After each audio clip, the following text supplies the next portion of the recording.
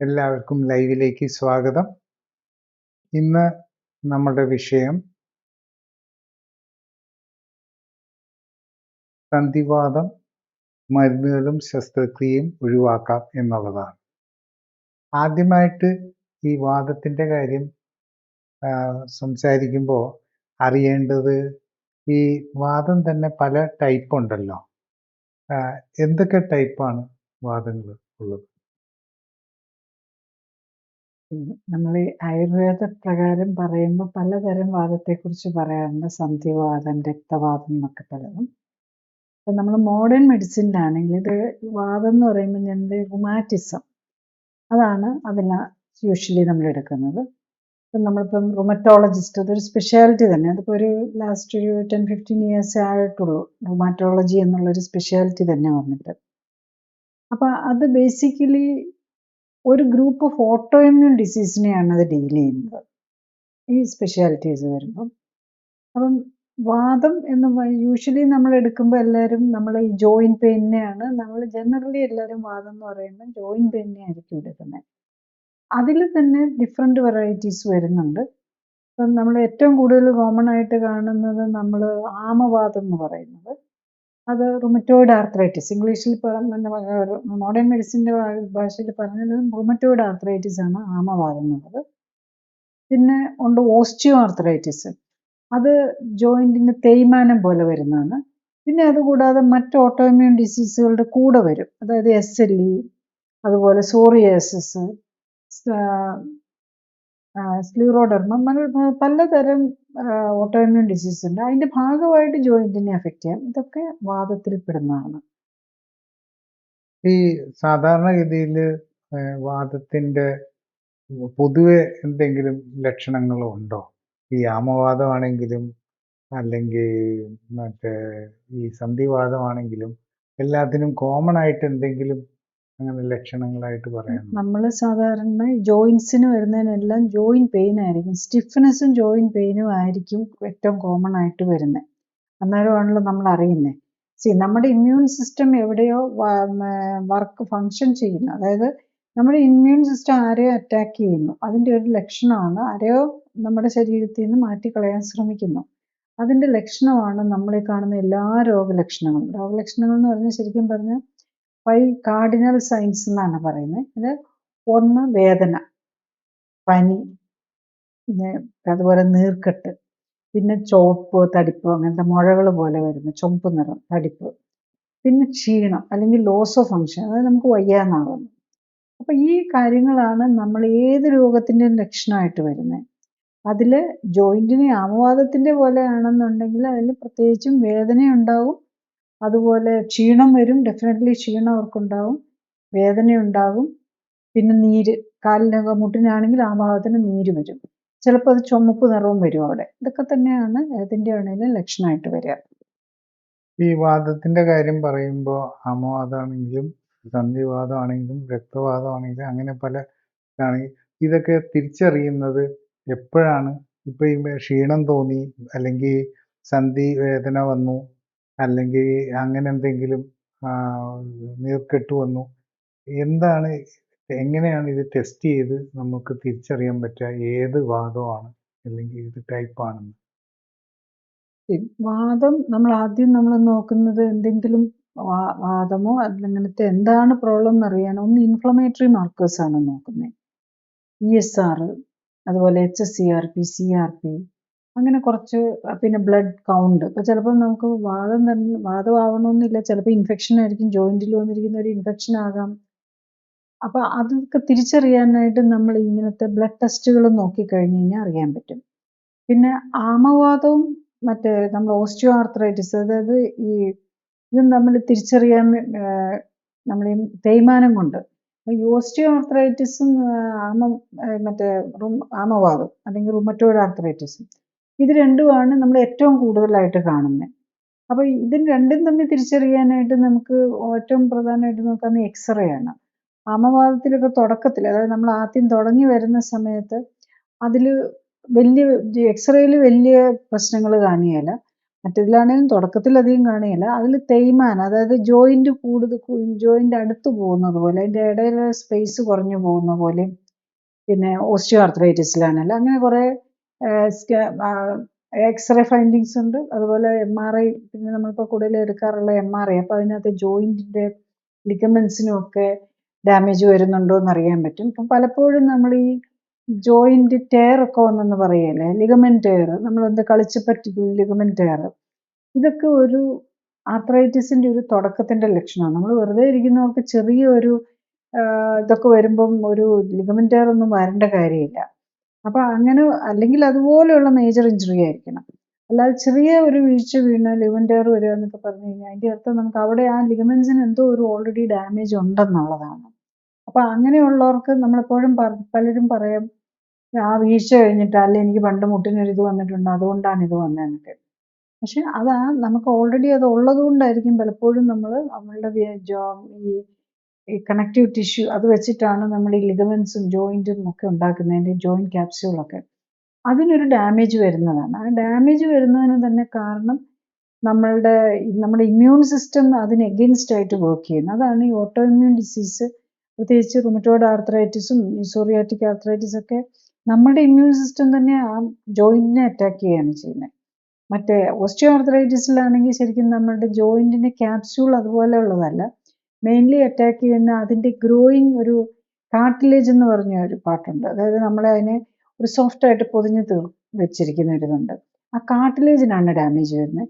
മറ്റതിനാണ് joint capsule. അതാണ് ഇത് രണ്ടും തമ്മിലുള്ള മെയിൻ ഡിഫറൻസ് എന്ന് പറയുന്നത്. അപവാദത്തിലാണെങ്കിൽ അതിന് ജോയിന്റ് ക്യാപ്സ്യൂളും ടെൻഡൻസും ലിഗമെന്റ്സിനും ഒക്കെയാണ്. മറ്റതിനാണെങ്കിൽ മെയിനായിട്ട് ഡാമേജ് വരുന്നതിൻ്റെ തരുണാസ്ഥി അല്ലെങ്കിൽ കാർട്ടിലേജ്, അതിനാണ്. ഈ ആമവാദത്തിന്റെ കാര്യം പറയുമ്പോൾ പറഞ്ഞു കേട്ടിട്ടുണ്ട്, ഈ ആമവാദം ഉള്ളവർക്ക് ഒരേ സമയത്ത് ചിലപ്പോൾ ഈ ആമവാദം കാരണം തന്നെ അവരുടെ കണ്ണിനും ലങ്സിനും ഹൃദയത്തിനും പിന്നെ നമ്മുടെ രക്തക്കുഴലുകൾക്കും ചർമ്മത്തിനും എല്ലാം ദോഷകരമായിട്ട് എഫക്റ്റ് ചെയ്യും. അപ്പോൾ ഈ ആമവാദവും ഇങ്ങനെ ഈ പറയുന്ന കാര്യങ്ങളുമായിട്ട് എങ്ങനെയാണ് അത് വരുന്നത്? ശരി, ഇത് ഈ വാദം എന്ന് പറയുന്നത് ശരിക്കും ഒരു കണക്റ്റീവ് ടിഷ്യൂ ഡിസോർഡർ എന്നാണ് അതിനെ പറയുന്നത്. അപ്പോൾ കണക്റ്റീവ് ടിഷ്യൂ എന്ന് പറഞ്ഞു കഴിഞ്ഞാൽ നമുക്കറിയാലോ, നമ്മളുടെ ബോണുണ്ട്, പിന്നെ മസിലുണ്ട്. പിന്നെ ഈ മസിലിനെ ബോണുമായിട്ട് ബന്ധിപ്പിച്ച് നിർത്തുന്ന ടെൻഡൻ എന്ന് പറയുന്നത് കണക്റ്റീവ് ടിഷ്യൂ ആണ്. അതുപോലെ ഈ മസിലിനകത്തുകൂടെ അതുപോലത്തെ കണക്റ്റീവ് ടിഷ്യൂ, മസിലിനെ എല്ലാം ഫൈബർ ബണ്ടിലായിട്ട് നിർത്തുന്നത് അതാണ്. അതുപോലെ ഈ കണക്റ്റീവ് ടിഷ്യൂ തന്നെ നമ്മളുടെ എല്ലായിടത്തും ഉണ്ട്. ഈവൻ നമ്മുടെ രക്തക്കുഴലുകളെ ഉണ്ടാക്കാൻ അതിനകത്തും മസിലും ഉണ്ട്, കണക്റ്റീവ് ടിഷ്യൂ ഉണ്ട്. അതുപോലെ ഇപ്പം നമ്മുടെ കണ്ണിൻ്റെ സ്ലീറ അതുണ്ടാക്കാനായിട്ട് മസിലും കണക്റ്റീവ് ടിഷ്യൂ ഉണ്ട്. അപ്പം എല്ലാ സെല്ലുകളുടെയും ഇടയിൽ മിക്കവാറും അല്ലെങ്കിൽ ഓരോ ഓർഗൻ്റെ ഒക്കെ ഡിവൈഡ് ചെയ്യാനും എല്ലാം ആയിട്ട് അതിൻ്റെ മിക്കവാറും ഓരോന്നിനും കൊച്ചു കൊച്ചു യൂണിറ്റ്സ് ആയിട്ടായിരിക്കും ഡിവൈഡ് ചെയ്ത് വെച്ചിരിക്കുന്നത്. അപ്പോൾ ആ ഡിവിഷൻ്റെ ഇടയിലും എല്ലാം കയറി ഈ കണക്റ്റീവ് ടിഷ്യൂ ഉണ്ടാകും. അപ്പോൾ ഈ കണക്റ്റീവ് ടിഷ്യൂവിനെയാണ് ഈ രോഗം ബാധിക്കുന്നത്. ഈവൻ നമ്മുടെ സ്കിൻ ഉണ്ടാക്കാനായിട്ട് കണക്റ്റീവ് ടിഷ്യൂവിൻ്റെ കൊളാജൻ എന്നൊക്കെ പറഞ്ഞ്, കൊളാജൻ, ഇലാസ്റ്റിൻ എന്നൊക്കെ പറഞ്ഞ് പ്രോട്ടീൻ വിഭാഗത്തിൽപ്പെട്ടതാണത്. ഈ കൊളാജൻ അല്ലെങ്കിൽ ഇലാസ്റ്റിൻ ഇതിനെയാണ് നമ്മുടെ ഇമ്മ്യൂൺ സിസ്റ്റം അറ്റാക്ക് ചെയ്യുന്നത്. അപ്പോൾ അത് ഏറ്റവും കൂടുതൽ നന്നായിട്ടുള്ളത് ഈ ജോയിന്റ് ക്യാപ്സ്യൂളൊക്കെയാണ്. ഇപ്പം ജോയിന്റ് ക്യാപ്സ്യൂളിൽ വന്ന് കുറച്ച് നാൾ കഴിയുമ്പോഴേക്കും അത് കൂടി വരുമ്പം അത് ചിലപ്പോൾ രക്തക്കുഴലുകളെ ബാധിക്കാൻ തുടങ്ങും. അപ്പോൾ ചിലർക്ക് ഹാർട്ടിലേക്ക് ബുദ്ധിമുട്ട് വരാം അങ്ങനെയുള്ളവർക്ക്. അതുപോലെ നമ്മളുടെ കണ്ണിനെ ബാധിക്കാം, കണ്ണിൻ്റെ സ്ക്ലിറൈറ്റിസ് വരാം. അതുപോലെ ഇത്തരം പേഷ്യൻസിന് സ്ക്ലിറൈറ്റിസ് കാണാറുണ്ട്, യുവിഐറ്റിസ് കാണാറുണ്ട്. അതുപോലെ ഈവൻ കോർണിയൽ അൾസേഴ്സ് വരുന്ന പേഷ്യൻസിനെയും കാണാറുണ്ട്. അപ്പം ഒരു ഓട്ടോ ഇമ്മ്യൂൺ ഡിസീസ്, അതായത് ഈ വാദത്തിൻ്റെ ഒരു പ്രത്യേകതയാണത്. അത് തുടങ്ങിക്കഴിഞ്ഞ് കഴിഞ്ഞാൽ അതിങ്ങനെ പ്രോഗ്രസ് ചെയ്ത് നമ്മളതിൻ്റെ ഒരു ട്രിഗറിങ് ഫാക്ടർ ഉണ്ടാവും. അപ്പം നമുക്ക് ഒന്നെങ്കിൽ നമ്മളുടെ ജനറ്റിക് ഇതുണ്ടാവും, അല്ലെങ്കിൽ നമ്മളുടെ ജീവിതശൈലിയായിട്ട് ബന്ധപ്പെട്ടുണ്ടാവും. അതിനെ കണ്ടുപിടിച്ച് മാറ്റിയില്ലെങ്കിൽ, അത് നമ്മൾ ഒഴിവാക്കാൻ നോക്കിയില്ലെങ്കിൽ, അതുപോലെ നമ്മുടെ ന്യൂട്രീഷനും ഒക്കെ കറക്റ്റ് ചെയ്തില്ലെങ്കിൽ അതിങ്ങനെ പ്രോഗ്രസ് ചെയ്തുകൊണ്ടിരിക്കും. ആദ്യം ജോയിന്റിനായിരിക്കും ആദ്യം വലിയ പ്രശ്നം കാണില്ല. അത് കഴിയുമ്പോൾ ജോയിന്റ് ഡിഫോമിറ്റി വരാൻ തുടങ്ങും. പിന്നെ ആദ്യം കൈക്ക് മാത്രമേ ഉണ്ടാവുള്ളൂ, പിന്നെ കാലിന് വരാൻ തുടങ്ങും. ചിലർക്ക് ആദ്യം കാലിനായിരിക്കും കാണുന്നത്. അപ്പോൾ കാലിന്റെ ഡിഫോമിറ്റി ആയിരിക്കും പലരുടെയും ഈ വിരലൊക്കെ അങ്ങോട്ടും ഇങ്ങോട്ടും മാറിയൊക്കെ ഇരിക്കുന്ന കാണാറുണ്ട്. അത് പക്ഷെ ആരും അത് അപ്പോൾ ഒന്നും നോട്ട് ചെയ്യില്ല, വേദനയില്ലല്ലോ, ആരും മൈൻഡ് ചെയ്യില്ല. പിന്നെ അത് വേദനയിൽ എത്തിക്കഴിയുമ്പോഴേ നമ്മൾ അറിയുന്നുള്ളൂ എന്നുള്ളതേ ഉള്ളൂ. അല്ലെങ്കിൽ നമ്മൾ അതിന് സിഗ്നിഫിക്കൻസ് കൊടുത്ത് നമ്മൾ അതിനൊരു കെയർ കൊടുക്കാൻ, വേദന എടുത്താൽ മാത്രമേ നമ്മളുടെ ബോഡി എന്ത് പറഞ്ഞാലും നമ്മൾ വേദന വരുന്നോടം വരെ സഹിക്കാൻ മേലാത്ത നില വരെ വെയിറ്റ് ചെയ്യും. പക്ഷെ ശരിക്കും നമ്മൾ ഒബ്സർവ് ചെയ്ത് കഴിഞ്ഞാൽ നമ്മൾ അല്ലാതെ തന്നെ കാണാം അതാണ് ആ ചേഞ്ച് വന്നുകൊണ്ടിരിക്കുന്നത്. വിരൽ, പ്രത്യേകിച്ച് കാലിന്റെ വിരലുകൾ, അതിനൊരു പാറ്റേൺ ഉണ്ടല്ലോ നമ്മളുടെ ബോഡി ഇരിക്കേണ്ടത്. കാലിന്റെ വിരലിനാണെങ്കിൽ അതിൻ്റെ ഒരു അലൈൻമെന്റ് ഉണ്ട്. അത് തെറ്റുന്നത് നമുക്ക് കാണാൻ പറ്റും. അതൊക്കെ കഴിഞ്ഞ് ചിലപ്പം 10-20 വർഷം കഴിഞ്ഞിട്ടായിരിക്കും അവർക്ക് വേദനയിലേക്കും ഒക്കെ വരുന്നത്. ഈവൻ മുട്ടിന്റെ ഈ ആർത്രൈറ്റിസ് ഉള്ളവരുടെ വളഞ്ഞു വരും, കാല് വളഞ്ഞും വരും, ഇങ്ങനെയായി പോകാം, ഇങ്ങനെ മുട്ട് വളഞ്ഞും വരാം. ഈ 2 രീതിയിലും കാണാറുണ്ട്.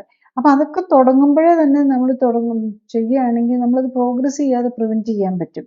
അപ്പൊ അതിന്റെ എഫേർട്ടാണ് നമ്മൾ എടുക്കേണ്ടത്. ലാസ്റ്റ് മിനിറ്റിൽ എല്ലാം ജോയിന്റ്സും ഡാമേജ്ഡ് ആയി ചിലരൊക്കെ നമ്മൾ കൂന് പോലെ വരുമല്ലോ. ശരിക്കും ചിലതരം ആർത്രൈറ്റിസ് നമ്മൾ സ്പൈനിനെ ആയിരിക്കും ബാധിക്കുന്നത്. യൂഷ്വലി എൻകലോസിംഗ് സ്പോണ്ടൈലൈറ്റിസ് എന്നൊക്കെ പറയുന്നത് അത് ഓട്ടോഇമ്മ്യൂൺ വിഭാഗത്തിൽ തന്നെയാണ് വരുന്നത്. നട്ടെല്ലിനെ പ്രൈമറിലി ബാധിക്കുന്നത്. ഈവൻ സോറിയാറ്റിസ് ആർത്രൈറ്റിസ്, ഇതൊക്കെ നട്ടെല്ലിന്റെ ജോയിന്റിനെയും ഇത് വരാം. അപ്പൊ അതിൽ വരുന്നത് വളവ് പോലെയൊക്കെ വരാം. അപ്പൊ അത് വളഞ്ഞ് ചിലപ്പം ഒന്നും പറ്റാത്ത നിലയിൽ സിവിയർ ഡിഫോമിറ്റിയിലേക്ക് പോകുന്ന കണ്ടീഷനും വരാറുണ്ട്. അപ്പൊ അത് നമ്മൾ നേരത്തെ ചെറിയ ചേഞ്ചസ് വരുമ്പോൾ തന്നെ കണ്ടുപിടിച്ച് അതിന്റെ കാരണം എന്താണെന്ന് നോക്കി കറക്റ്റ് ചെയ്യുക എന്നുള്ളതാണ് വേണ്ടത്. ഇപ്പൊ ഈ മരുന്നുകളെ പറ്റി പറയുമ്പോൾ, ഈ ആമവാദത്തിന്റെ മരുന്നുകളെ പറ്റി പറയുമ്പോൾ പല വിഭാഗ മരുന്നുകളും ഉണ്ടല്ലോ. അപ്പൊ അതിൽ ഒരു വിഭാഗം എന്ന് പറയുന്നത് ഈ non steroidal anti inflammatory drugs എന്ന് പറയുന്ന വേദന കുറയ്ക്കാനായിട്ട്, ഈ നീർക്കെട്ട് കുറയ്ക്കാനായിട്ടും ഒക്കെ ആയിട്ട് ഉപയോഗിക്കുന്ന മരുന്നുകളാണ്. ഈ അതേസമയം പറയുന്നത്, ഈ പറയുന്ന മരുന്നുകളാണെങ്കിലും നമ്മുടെ വേദന മാറ്റൽ ചെയ്യുമ്പോൾ ശരിക്കും പറഞ്ഞാൽ അതിൻ്റെ പ്രോബ്ലം അവിടെ അത്രമാത്രം കുറയുന്നില്ല, അതവിടെ നിലനിൽക്കുന്നു ഒരു വലിയ പരിധി വരെ എന്ന്. പിന്നെ അതിൻ്റെതായ സൈഡ് ഇഫക്ട്സും ഒക്കെ പറയുന്നുണ്ട്. ഇതിനെപ്പറ്റി എന്താണ് മനസ്സിലാക്കേണ്ടത്? നമ്മൾ ഇപ്പൊ വേദന വരുമ്പോൾ നമുക്ക് വേദന സംഹാരിയാണല്ലോ എടുക്കുന്നത്. അത് ബേസിക്കലി ആന്റി ഇൻഫ്ലമേറ്ററി ആണ്. അതായത് നോൺ സ്റ്റീറോയിഡൽ ആന്റി ഇൻഫ്ലമേറ്ററി. പിന്നെ സ്റ്റീറോയിഡൽ ആന്റി ഇൻഫ്ലമേറ്ററിയും കൊടുക്കാറുണ്ട്. നോൺ സ്റ്റീറോയിഡൽ ആന്റി ഇൻഫ്ലമേറ്ററി ആണ് ആദ്യം കൊടുക്കുക. കാരണം അതിന് സ്റ്റീറോയിഡ് എന്ന് പറയുമ്പോൾ മിക്കവാറും മൊത്തം ഇമ്മ്യൂൺ സിസ്റ്റത്തെ ബ്ലോക്ക് ചെയ്യുകയാണ് ചെയ്യുന്നത്. പല ഇമ്മ്യൂൺ സിസ്റ്റത്തിന് ഒത്തിരി പല രീതിയിലാണ് അത് ഫങ്ഷൻ ചെയ്യുന്നത്. അപ്പോൾ അതിനെ മൊത്തത്തിൽ അങ്ങ് ബ്ലോക്ക് ചെയ്യും. അതേസമയത്ത് നോൺ സ്റ്റീറോയിഡൽ ഗ്രൂപ്പ് മിക്കവാറും കോക്സ് ഇൻഹിബിറ്റേഴ്സ് എന്നാണ് അതിനെ ജനറലി പറയുക. അപ്പോൾ അതൊരു ഗ്രൂപ്പ് ഓഫ് ഇതിലെയാണ് മെയിൻലി ഇത് ചെയ്യുന്നത്.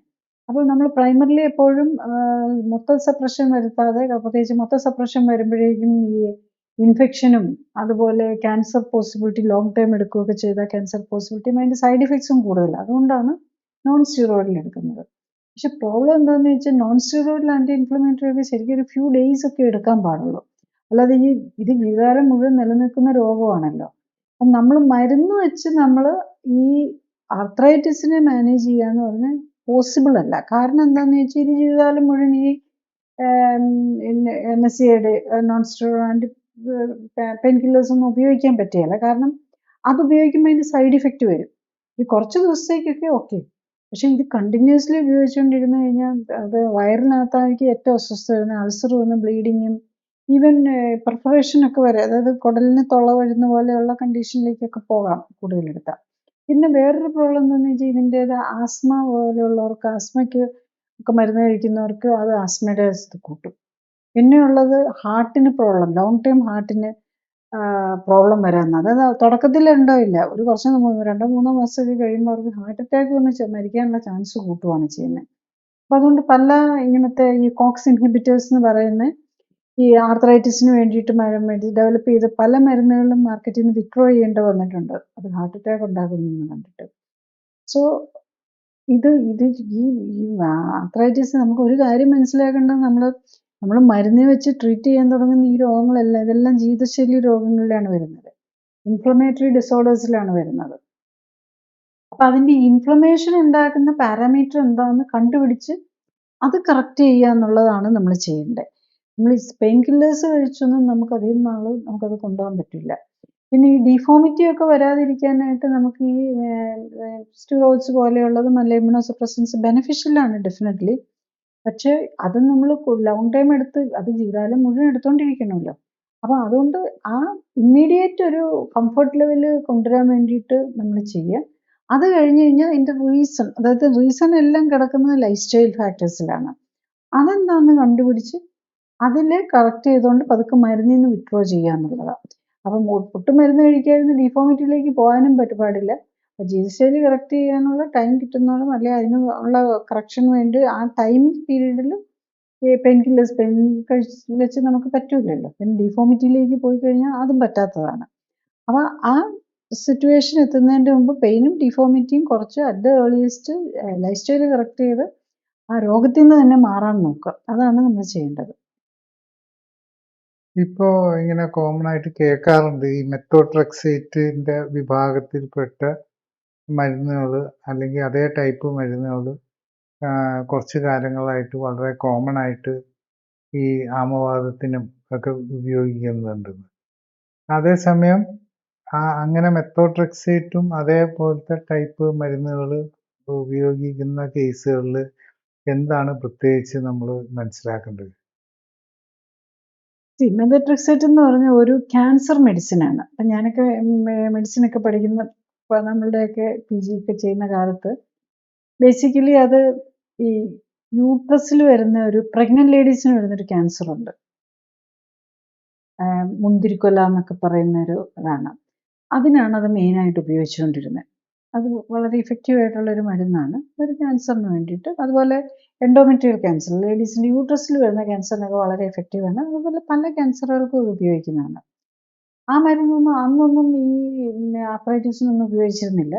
പിന്നെ കുറേ കാലം കഴിഞ്ഞ് ഈ റുമാറ്റോളജി ഡിപ്പാർട്ട്മെൻ്റ് ഒക്കെ വന്നു കഴിഞ്ഞപ്പോഴാണ് ഇതൊക്കെ നമ്മൾ ഉപയോഗിക്കാൻ തുടങ്ങിയത്. അത് ശരിക്കും ആൻറ്റി ഇൻഫ്ലമേറ്ററി, ആൻറ്റി മെറ്റബോളൈറ്റ് ആണ്. അതിൻ്റെ ആക്ഷൻ എന്താണെന്ന് ചോദിച്ചു കഴിഞ്ഞാൽ അത് നമ്മളുടെ മെറ്റബോളിസത്തെ ബ്ലോക്ക് ചെയ്യുകയാണ് ചെയ്യുന്നത്. മെറ്റബോളിസത്തെ ബ്ലോക്ക് ചെയ്തിട്ട് പിന്നെ ഫാസ്റ്റ് ഡിവൈഡിങ് സെൽസ്, നമ്മളുടെ ഇമ്മ്യൂൺ സിസ്റ്റത്തിൻ്റെ സെൽസ് എല്ലാം ഫാസ്റ്റ് ഡിവൈഡിങ് ആണല്ലോ. അതായത് വെള്ളത്തെ രക്താണുക്കളും ആണല്ലോ ഇമ്മ്യൂൺ സിസ്റ്റത്തിൻ്റെ മെയിൻ സോൾജിയേഴ്സ്. അവരുടെ ഉണ്ടാക്കൽ നമ്മളങ്ങ് ബ്ലോക്ക് ചെയ്യുകയാണ് ചെയ്യുന്നത്. അപ്പോൾ ഇവരുണ്ടെങ്കിലല്ലേ പോയി നമ്മളുടെ ജോയിൻറ്റ് ക്യാപ്സ്യൂളിനും ജോയിൻറ്റിനെയും ഒക്കെ അറ്റാക്ക് ചെയ്യുള്ളൂ. അപ്പം അതിന് നമ്മുടെ ശരിക്കും എവിടെയാണ് അതിനെ ബാധിക്കുന്നത്? ഇമ്മ്യൂൺ സിസ്റ്റത്തിൻ്റെ ഫാസ്റ്റ് ഡിവൈഡിങ് സെൽസിനെയാണ് ഇത് ഏറ്റവും കൂടുതൽ അറ്റാക്ക് വരുന്നത്. അവിടെയാണ് അതിൻ്റെ സൈഡ് ഇഫക്റ്റും വരാവുന്നത്. അപ്പം ലോങ് ടൈം നമ്മൾ ഈ മെത്തോട്രെക്സേറ്റ് യൂസ് ചെയ്താൽ ആർത്രൈറ്റിസിന് വേണ്ടിയും അതുപോലെ സ്കിൻ ഡിസീസ് സോറിയാസിസിന് വേണ്ടിയും ഒക്കെയാണ് ഇപ്പോൾ ഏറ്റവും കൂടുതൽ. അത് ഈ ക്യാൻസറിനൊക്കെ എടുക്കുമ്പോൾ നമ്മൾ ഷോർട്ട് ടൈമേ എടുക്കുകയുള്ളൂ. ഇതിങ്ങനെ ലോങ് ടൈം വർഷങ്ങളോളം എടുത്തുകൊണ്ടിരിക്കുകയാണ് ചെയ്യുന്നത്. അപ്പം മറ്റേ ക്യാൻസറിൻ്റെ നമ്മളൊരു കോഴ്സ് എടുത്തു, അത് തീരുകയാണ് ചെയ്യുന്നത് യൂഷ്വലി. ഇങ്ങനെ കണ്ടിന്യൂസ് കഴിക്കുന്നില്ല. ഇതിപ്പോൾ നമ്മൾ കണ്ടിന്യൂസ് കഴിച്ചുകൊണ്ടിരിക്കുകയാണ്. അപ്പോൾ അങ്ങനെ വരുമ്പം നമ്മുടെ ഏറ്റവും ഫാസ്റ്റ് പ്രിസൈഡിങ് സെൽസ് ആയിട്ടുള്ള ബോൺ മാരോ, അതായത് മജ്ജയിലെ വെള്ള രക്താണുക്കളെ ഉണ്ടാക്കുന്നതിൽ കുറവ് വരും. ലോങ് ടൈം വരുമ്പോൾ ഇവർക്കൊക്കെ പാൻസൈറ്റോപീനിയ, അത് രക്തത്തിൻ്റെ ചുവന്ന രക്താണുക്കളോ വെളുത്ത രക്താണുക്കളോ അല്ലെ പ്ലേറ്റ്ലെറ്റോ കുറഞ്ഞു പോകുന്ന ഒരു കണ്ടീഷനിലേക്ക് പോവാം. ഇത് കൂടാതെ പിന്നെ വരാവുന്ന എന്താണെന്ന് ചോദിച്ചു കഴിഞ്ഞാൽ നമ്മൾ വയറിൻ്റെ പ്രശ്നങ്ങൾ വരാം. കാരണം വയറിൽ ഈ അബ്സോർപ്ഷനൊക്കെ വേണ്ടിയിട്ടുള്ള സെൽസ് ഉണ്ടല്ലോ, അതിനുമൊക്കെ ഒരു 1 വീക്കൊക്കെ 5 to 10 days ലൈഫ് സ്പാൻ ഉള്ളൂ. അപ്പോൾ അവരെയാണ് പിന്നെ വേറെ ബാധിക്കുന്നത്. അപ്പോൾ അവരെയും ഇങ്ങനെ ബാധിച്ച് നമ്മൾ വയറിന് പ്രശ്നങ്ങൾ വരാനുള്ള പോസിബിലിറ്റി ഉണ്ട്. അതായത് അബ്സോർപ്ഷൻ പ്രശ്നങ്ങളും ഒക്കെ വരാം. പിന്നെ ഉള്ളത് ഈ കൂടുതലായിട്ട് കഴിക്കുന്ന ലങ്സിനെയാണ്. ഈ ലങ്സ് ഫൈബ്രോസിസ്, ലങ് പ്രോബ്ലംസ് വരാനും ലോങ് ടൈം എടുത്തു കഴിഞ്ഞാൽ അത് ഈ ആൻറ്റി ഇൻഫ്ലമേറ്ററി അതിനുപോലെ തന്നെ കുറേ സൈക്ലോസ്പോറിൻ, ഇങ്ങനെ കുറേ മരുന്നുകളുണ്ട് ഇങ്ങനെ ആർത്രൈറ്റിസിന് വേണ്ടി ഉപയോഗിക്കുന്ന ഇമ്മ്യൂണോസപ്രസൻസ് ആയിട്ടുള്ള. ഇതൊക്കെ ഇങ്ങനത്തെ സൈഡ് എഫക്ട്സ് വരുത്താം. ചിലപ്പോൾ ലങ്സിനെ ആയിരിക്കാൻ ബാധിക്കുന്നത്, ചിലപ്പം ഇൻറ്റസ്റ്റൈനെ ആയിരിക്കാൻ ബാധിക്കുന്നത്, ചിലപ്പം മജ്ജ. അതാണ് ഏറ്റവും പ്രോബ്ലം വരാവുന്നത്.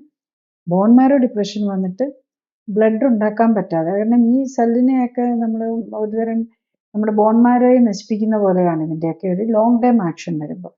അപ്പോൾ അതൊക്കെ ഇതിൻ്റെ ഒരു സൈഡ് ഇഫക്റ്റ് വരുന്നതാണ്.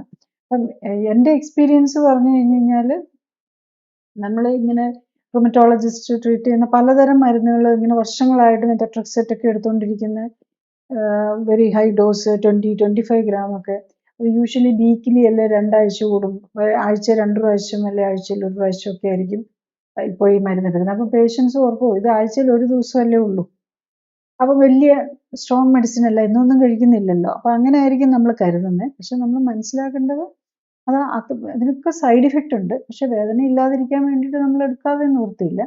പക്ഷെ ഇത്തരം പേഷ്യൻസിനൊക്കെ നമ്മൾ അതിൻ്റെ ജീവിതശൈലിയിലെ അപാകത കണ്ടുപിടിച്ച് കഴിഞ്ഞാൽ, ഒന്ന് ഇത്തരം ചിലപ്പോൾ അവർ ഓവർ വെയിറ്റ് ആയിരിക്കും, അത് കുറയ്ക്കണം. അല്ലെങ്കിൽ അവർ കഴിക്കുന്ന ഫുഡിനകത്ത് അവർക്ക് പറ്റാത്തതുണ്ടാകും, പ്രത്യേകിച്ച് ഇൻഫ്ലമേറ്ററി ഫുഡ് കൂടുതലായിട്ടുണ്ടാകും. പ്രത്യേകിച്ച് ഇത്തരം പേഷ്യൻസ് ഒക്കെ പലപ്പോഴും ഡയബറ്റിക് ആയിട്ടുണ്ടാകും, കുറേ നാൾ ഇമ്മ്യൂണോസപ്രസൻസ് ഒക്കെ എടുത്ത് അതിൻ്റെ കൂടെ അവർക്ക് ഡയബറ്റീസ് ഹൈപ്പർ ടെൻഷനൊക്കെ ഉണ്ടാകും. ഈ മരുന്നുകളും എല്ലാം കൂടെ കൂടിയാണ് നമ്മൾ ഈ പ്രോബ്ലത്തിലേക്ക് പോകുന്നത്. അതുപോലെ നമ്മൾ കഴിക്കുന്ന പല ഫുഡും നമുക്ക് പറ്റാത്തതായിരിക്കും. ബേസിക്കലി ഈ ഓട്ടോഇമ്യൂൺ ഡിസീസിൻ്റെ എല്ലാം കാരണം നമ്മളുടെ ഫുഡിനോട് തന്നെ നമ്മുടെ ബോഡി റിയാക്ട് ചെയ്താണ് അവിടെ മിക്കവാറും ഇത് തുടങ്ങുന്നത്. അപ്പം പിന്നെ നമ്മുടെ ഇമ്മ്യൂൺ സിസ്റ്റത്തിന് നമ്മളേതാ അല്ലെങ്കിൽ ശത്രുവേതാ മിത്രവേതാ എന്ന് അറിയാൻ മേലാത്ത ഒരു നിലയിലെത്തുക. അതായത് മിത്രം എന്ന് പറഞ്ഞാൽ നമ്മുടെ സെല്ലിനെ അവർ അറ്റാക്ക് ചെയ്യാൻ പാടില്ല എന്നുള്ളതാണ്. പക്ഷെ ഈ നമ്മുടെ സെല്ല് വരുന്ന ചില ചേഞ്ചസ് കൊണ്ടാണ് അവർ അറ്റാക്ക് ചെയ്യുന്നത്. ഇപ്പം ലേറ്റസ്റ്റ് സ്റ്റഡീസ് കാണിക്കുന്ന ചില ന്യൂട്രീഷണൽ ഡെഫിഷ്യൻസി ഉണ്ടെങ്കിൽ ചിലപ്പം വരാം. ചില പ്രോട്ടീൻ, പ്രത്യേകിച്ച് ഗ്ലൂട്ടൻ പോലെയുള്ള സാധനങ്ങൾ പ്രോട്ടീനായിട്ട് കയറി വന്നു കഴിയുമ്പോൾ വരാം. പിന്നെ ഇപ്പം പറയുന്നുണ്ട് ലീക്കി ഗട്ട്, അതായത് നമ്മുടെ വയറിനകത്ത് ചില പ്രശ്നങ്ങൾ വരുമ്പം അവിടെ ലീക്ക് വന്നിട്ട് ഡൈജസ്റ്റഡ് ആയിട്ടും അല്ലാത്തതും എല്ലാം കൂടി നമ്മുടെ ബ്ലഡിലേക്ക് വന്നിട്ട് അപ്പോൾ നമ്മുടെ ഇമ്മ്യൂൺ സിസ്റ്റം കൺഫ്യൂസ്ഡ് ആകും. അപ്പോൾ ഇങ്ങനെ കുറേ മെക്കാനിസംസ് ഉണ്ട്. ഇപ്പോൾ ഏതൊക്കെ മെക്കാനിസം ആണെങ്കിലും പേഷ്യൻ്റ് കറക്റ്റായിട്ട് ചെയ്യും. നമ്മളത് എന്താണെന്ന് മനസ്സിലാക്കാനും ശ്രമിക്കുകയാണ്. ഞാൻ ബേസിക്കലി കൊടുക്കുന്നത് ഇങ്ങനത്തെ പേഷ്യൻസിനൊക്കെ ക്ലിനിക്കലി സപ്പോർട്ടഡ് ലൈഫ് സ്റ്റൈൽ കറക്ഷനാണ്. അപ്പോൾ 3-4 മരുന്നൊക്കെ, അതായത് മിക്കവാറും ഇങ്ങനത്തെ പേഷ്യൻസ് കഴിക്കുന്നത് മെത്തോട്രെക്സേറ്റ്, പിന്നെ ഹൈഡ്രോക്സി ക്ലോറോക്വിൻ, പിന്നെ സ്റ്റിറോയിഡ് ഉണ്ടാവും, പിന്നെ കുറച്ചും കൂടെ സ്ട്രോങ്ങർ സ്റ്റിറോയിഡ്സ് ഉള്ള MMF, ഇത്തരം പല മരുന്നുകൾ. അത് ഈ നമ്മുടെ കിഡ്നിയൊക്കെ ട്രാൻസ്പ്ലാന്റ് ചെയ്ത് വെച്ചിട്ട് കഴിഞ്ഞ് കഴിയുമ്പോൾ കൊടുക്കുന്ന, ട്രാൻസ്പ്ലാന്റ് ചെയ്തവർക്ക് കൊടുക്കുന്ന വെരി സ്ട്രോങ് ഇമ്മ്യൂണോസപ്രസൻസ് ഉണ്ട്. ഇതൊക്കെ കഴിച്ചുകൊണ്ടിരിക്കുന്നവരാണെങ്കിലും യൂഷ്വലി വിതിൻ 2 to 3 months എല്ലാ മരുന്നും കുറച്ചും കൊണ്ടുവന്ന് നിർത്തി മച്ച് ബെറ്റർ ഇമ്മ്യൂണിറ്റി, നമ്മളുടെ പെർഫോമൻസ്, അതായത് തീരെ ഡാമേജ്ഡ് ആയ ജോയിൻസ് ഒക്കെ ആണെങ്കിൽ എല്ലാം നമുക്ക് തിരിച്ചു കൊണ്ടുവരാനൊന്നും പറ്റില്ല. ഈവൻ ഡീഫോമിറ്റി, അതായത് വളഞ്ഞൊക്കെ പോയ വിരലുകളൊക്കെ തുടക്കത്തിൽ കുറച്ചൊക്കെ എത്തിയിട്ടുള്ളെങ്കിൽ അതുപോലും തിരിച്ചു കൊണ്ടുവരാൻ പറ്റും എന്നുള്ളതാണ്. അപ്പോൾ അതിന് നമ്മൾ ചെയ്യാൻ പേഷ്യൻറ്റിന് അതിനുള്ള ഡയറ്റ് നോക്കാനും ഈ ചെയ്യാനും, പ്രത്യേകിച്ച് ആദ്യത്തെ സമയത്ത് നമ്മൾ ഈ ജോയിൻ്റൊക്കെ ഡീഫോം ആയിട്ടുള്ളവർ അതുപോലെ മസാജ് ചെയ്ത് കറക്റ്റ് ചെയ്ത് സ്പെഷ്യൽ ഓയിൽ വെച്ച് മസാജ് ചെയ്ത് കറക്റ്റ് ചെയ്യാൻ, ഇങ്ങനെ കുറേ കാര്യങ്ങൾ ചെയ്താലേ ഇതൊക്കെ നടക്കുകയുള്ളൂ. പക്ഷെ അതേസമയത്ത് തുടക്കം വലിയ ഡീഫോമിറ്റി ഒന്നും ഇല്ലാത്തവർക്കാണെങ്കിൽ വെരി ഈസി ആയിട്ട് നമുക്കിത് കറക്റ്റ് ചെയ്തുകൊണ്ട് പോകാം, പ്രോഗ്രഷൻ പ്രിവെൻറ്റ് ചെയ്യാനും പറ്റും. ഈ വാദത്തിൻ്റെ കാര്യം പറയുമ്പോൾ പലപ്പോഴും ഇത് തുടങ്ങുന്നത് ഈ പറയുന്ന ചെറിയ തോതിലുള്ള വേദനയും ചിലപ്പോൾ ചെറുതായിട്ട് നീരും ഒക്കെ ആയിട്ടാണ്. അങ്ങനെ ഉള്ള സാഹചര്യത്തിൽ, അല്ലെങ്കിൽ ഇപ്പം ഒരു ചോദ്യം എന്താണെന്ന് വെച്ചാൽ, കുറേ നേരം നിന്ന് കഴിഞ്ഞാൽ കാലിന് വേദന വരുന്നു. അപ്പം അത് തന്നെ ഒരു വാദത്തിൻ്റെ വല്ല തുടക്കമാണോ ഇല്ലേ എന്നുള്ള സംശയം വരുന്നു. അപ്പം ഇങ്ങനെ ഒരു വാദം ഈ ആമവാദത്തിൻ്റെ പ്രശ്നമാണ് എന്ന് അറിഞ്ഞു കഴിഞ്ഞാൽ സാധാരണഗതിയിൽ ഒരു പെയിൻ, വേദനയ്ക്കുള്ള വേദനസമാരി എന്നുള്ള രീതിയിലാണല്ലോ പോവുക. അപ്പം ആ സ്റ്റേജിൽ വെച്ച് എന്തെങ്കിലും പ്രത്യേകിച്ച് ചെയ്യാൻ പറ്റുന്നതാണോ ഇതിൻ്റെ ഈ ഗ്രോത്ത് പിടിച്ചു നിർത്താനായിട്ട്? ശരിക്കും ആ സ്റ്റേജിലാണ് നമ്മൾ ട്രീറ്റ്മെൻറ്റ് എടുക്കേണ്ടത്. ബേസിക്കലി നമ്മൾ തുടക്കത്തിലാണെങ്കിൽ ഇപ്പം കാലിന് വേദനയൊക്കെ ആണെങ്കിൽ നമ്മൾ കാലിന് വേദന പല കാര്യങ്ങൾ കൊണ്ട് വരാം. ഒന്ന് ഈ വെരിക്കോസ് വെയിൻ ഉണ്ടോ എന്നുള്ളത് നോക്കുക. പലപ്പോഴും നമ്മൾ കാണുന്നത് എന്താണെന്ന് വെച്ചാൽ ഇത്തരം പേഷ്യൻസിന് പലപ്പോഴും വെരിക്കോസ് വെയിനും ഉണ്ടാവും. കാരണം രക്തക്കുഴലുകളെ ഇങ്ങനെ വീർത്തു വരുന്നതാണല്ലോ വെരിക്കോസ് വെയിൻ എന്ന് പറയുന്നത്. അതും ഈ ഒരു തരം കൊളാജൻ വാസ്കുലർ ഡിസീസ് പോലെ പറയാം. അത് വേറൊരു രീതിയിലാണ് മാനിഫെസ്റ്റ് ചെയ്യുന്നതെന്ന് മാത്രം. കാരണം ആ രക്തക്കുഴലുകളിൽ ഒരു ബലൂൺ പോലെ വീർത്ത് വരികയാണ്. അപ്പോൾ അവിടെയും കൊളാജന് വരുന്ന ഡാമേജാണ് ഇതിനകത്ത് വരുന്നത്. അപ്പം അതും ഒരു കണക്റ്റീവ് ടിഷ്യൂ അല്ലെങ്കിൽ കൊളാജൻ വാസ്കുലർ ഡിസോർഡർ തന്നെ കയറി വരും. കാരണം ഇപ്പോഴാണ് ഇതൊക്കെ നമുക്ക് കുറച്ചും കൂടെ അണ്ടർസ്റ്റാൻഡിങ് വരുന്നത്. പണ്ടൊന്നും നമുക്ക് ഇതിൻ്റെ ഒന്നും കാരണമൊന്നും അറിയത്തില്ല. വെരിക്കോസ് വെയിൻ കണ്ട ഉടനെ ഓപ്പറേഷൻ ചെയ്ത് എടുത്ത് കളയുക, അല്ലെങ്കിൽ അതിനെ മരുന്ന് ഇഞ്ചെക്ട് ചെയ്ത് ചുരുക്കി കളയുക, ഇതൊക്കെയാണ്. പക്ഷേ ഇത് ശരിക്കും അങ്ങനെയല്ല ചെയ്യേണ്ടത്. കാരണം അതിനൊരു വരുന്ന അസുഖമാണ്. അതും നമ്മുടെ ഭക്ഷണമായിട്ട് ഒത്തിരി റിലേറ്റഡ് ആണ്. അപ്പോൾ അവിടെ വെച്ച് തന്നെ ഇപ്പം നമുക്ക് ഓവർ വെയിറ്റ് ഉണ്ടെങ്കിൽ അത് കുറയ്ക്കുക. കാലിന് വേദന വരുന്നവർക്ക് ഒന്നെങ്കിൽ ഓവർ വെയിറ്റ് ആയിരിക്കും, അല്ലെങ്കിൽ ആർത്രൈറ്റിസിൻ്റെ ഭാഗമായിരിക്കും, അല്ലെങ്കിൽ ഈ വെരിക്കോസ് വെയിൻ്റെ ഭാഗമായിരിക്കും. ഇതെല്ലാം ജീവിതശൈലി ഇതിലാണ് വരുന്നത്. അവിടെ വെച്ച് നമ്മൾ ഓവർ വെയിറ്റ് ഉണ്ടെങ്കിൽ അത് കുറയ്ക്കണം. ആർത്രൈറ്റിസിൻ്റെതാണെന്നുണ്ടെങ്കിൽ അത് ഏത് ടൈപ്പാണെന്ന് കണ്ടുപിടിക്കുക. ഓസ്റ്റിയോ ആർത്രൈറ്റിസ് ആണോ റൊമറ്റോയിഡ് ആണോ നമുക്ക് കണ്ടുപിടിക്കാൻ പറ്റും. അതിൽ ഓട്ടോ ഇമ്മ്യൂൺ ആൻറ്റിബോഡീസ് ആണ് നമ്മൾ നോക്കുന്നത്. അതിനൊരു പാനൽ ഓഫ് ടെസ്റ്റുകൾ തന്നെയുണ്ട്.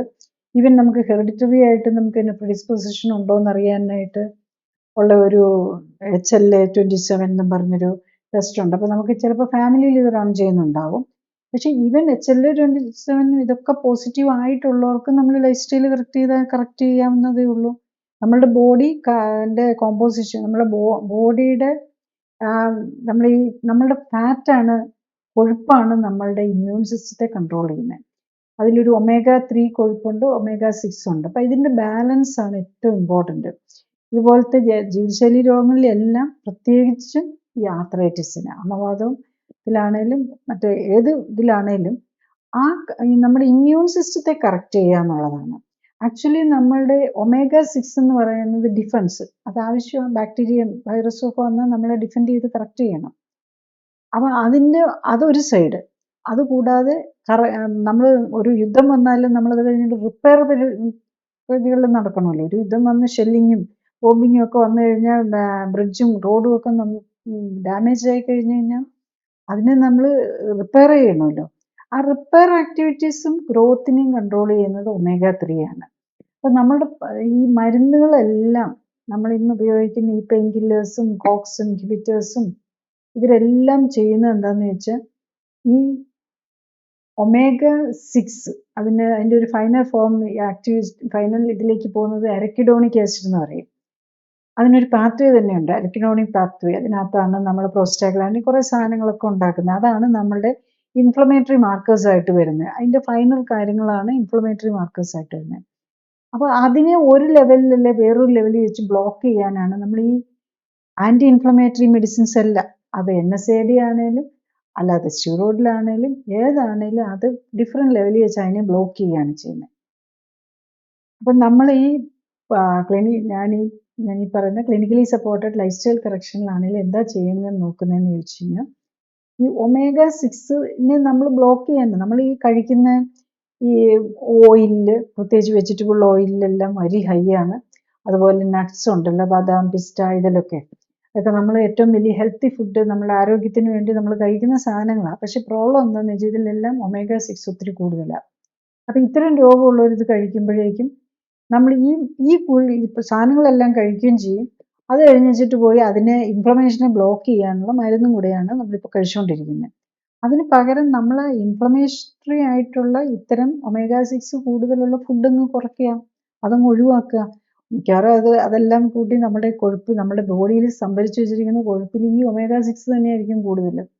അപ്പം ഇതെല്ലാം പുറത്ത് കളയണം. നമ്മുടെ എക്സസ് ബോഡിയിൽ omega-6 സംഭരിച്ചു വെച്ചിട്ടുണ്ടെങ്കിൽ അത് പോവുകയും കൂടി ചെയ്യുകയും ചെയ്യണം. അതിനാണ് പലപ്പോഴും നമ്മുടെ ഫാറ്റ് ലെവൽ കുറയ്ക്കേണ്ടി വരും.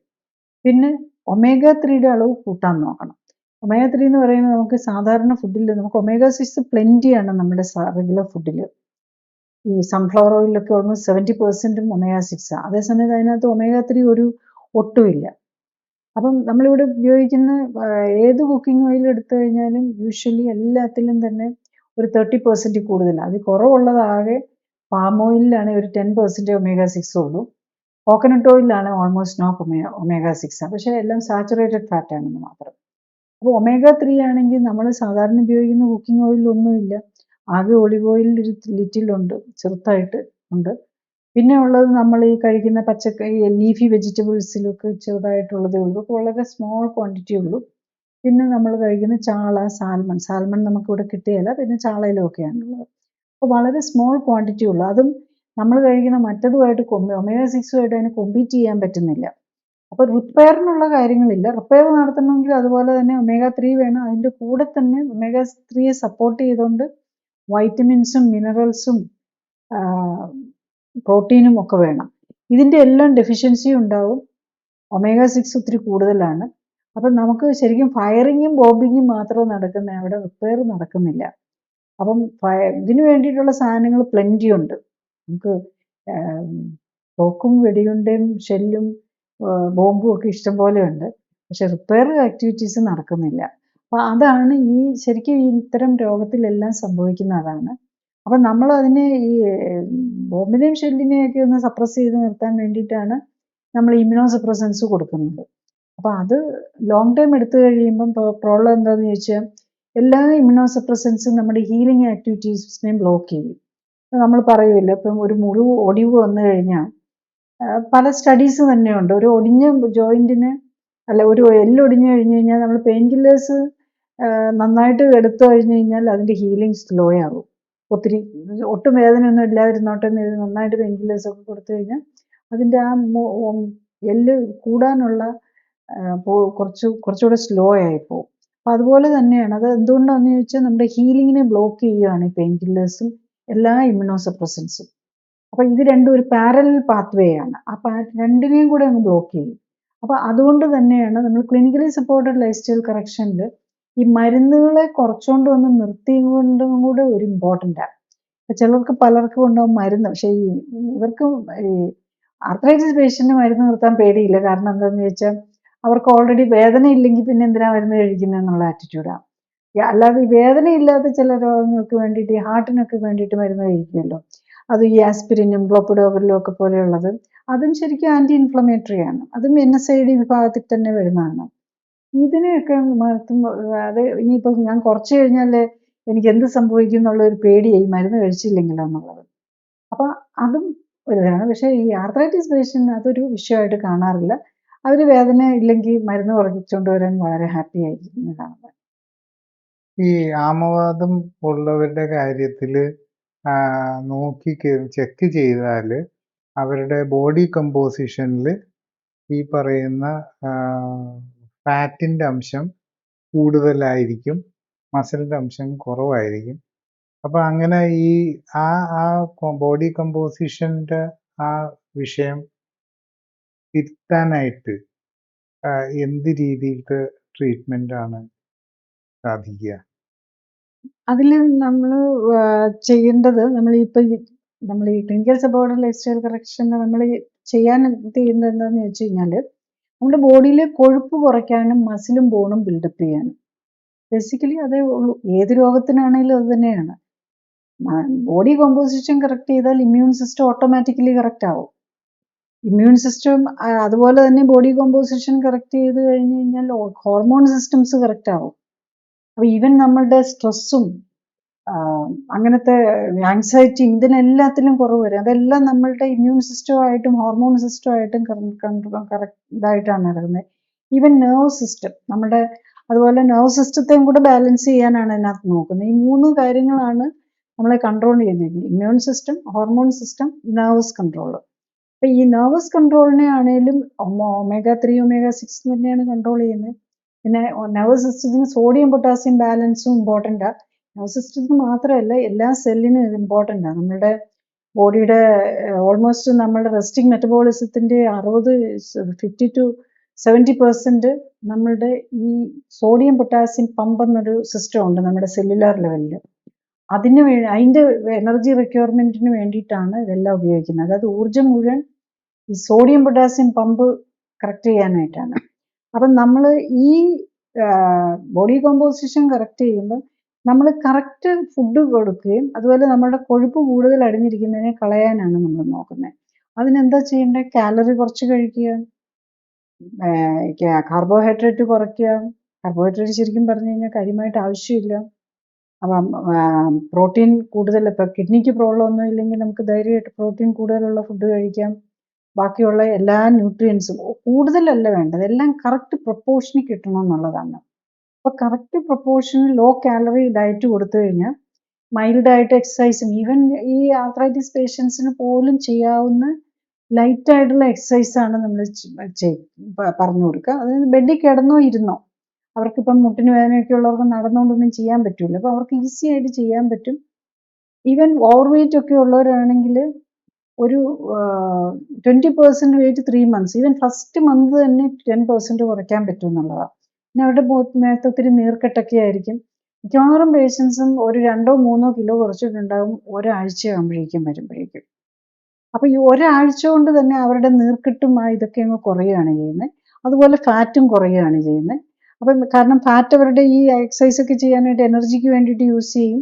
നമ്മൾ വേറെ ഊർജ്ജം അധികമുള്ള ഫുഡ് കഴിക്കുന്നില്ലല്ലോ.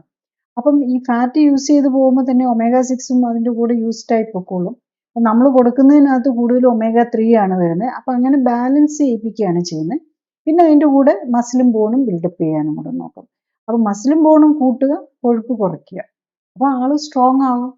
ബേസിക്കലി നമ്മൾ കൊഴുപ്പ് വെച്ചിട്ടല്ല ആരുടെയും സ്ട്രെങ്ത്. എല്ലാവരുടെയും കാര്യം നമ്മൾ പലരുടെയും വിചാരം വണ്ണം കുറഞ്ഞു വെയിറ്റ് കുറയുമ്പോഴേക്കും എനിക്കിങ്ങ് ക്ഷീണം വരുമെന്ന്. ലുക്ക് വൈസ് നമ്മൾ ട്രിം ആവും ഡെഫിനറ്റ്ലി, ആള് ഷേപ്പായി വരും. പക്ഷെ അവരുടെ ക്ഷീണം വരുന്നില്ല. ക്ഷീണം എന്ന് പറഞ്ഞാൽ നമ്മളിപ്പോൾ എല്ലാവരും കാണുമ്പോൾ ഉള്ളൊരു നമ്മൾ വണ്ണം കുറഞ്ഞു കഴിഞ്ഞാൽ ക്ഷീണിച്ചു പോയെന്ന് പറയും. പക്ഷെ നമ്മൾ ഇതിനകത്ത് ശരിക്കും നമ്മളുടെ ബോഡിയുടെ സ്ട്രെങ്ത് എന്ന് പറയുന്നത് നമ്മുടെ മസിൽ ആൻഡ് ബോൺ ആണ്. കൊഴുപ്പ് ശരിക്കും പറഞ്ഞു കഴിഞ്ഞാൽ ഒരു 10-15% മതി ജെൻസിന്. അതുപോലെ ലേഡീസിനാണെങ്കിൽ ഒരു 20-25% ആണ് മാക്സിമം ആകാവുന്ന കൊഴുപ്പ്. പക്ഷേ ഈ രോഗമുള്ളവർക്ക്, ആർത്രൈറ്റിസും ഇങ്ങനത്തെ രോഗങ്ങളുള്ളവർക്കെല്ലാം ഓവർ വെയിറ്റ് ഇല്ലെങ്കിൽ പോലും, ഈവൻ അണ്ടർ വെയിറ്റ് ആയിട്ടുള്ളവർക്ക് പോലും കൊഴുപ്പ് മിക്കവാറും ഇപ്പം ആർത്രൈറ്റിസ് ഏറ്റവും കൂടുതൽ ലേഡീസിനാണ് വരുന്നത്. ഈ ആമവാദം ആണുങ്ങളെക്കാളും കൂടുതൽ ലേഡീസിലാണ് വരുന്നത്.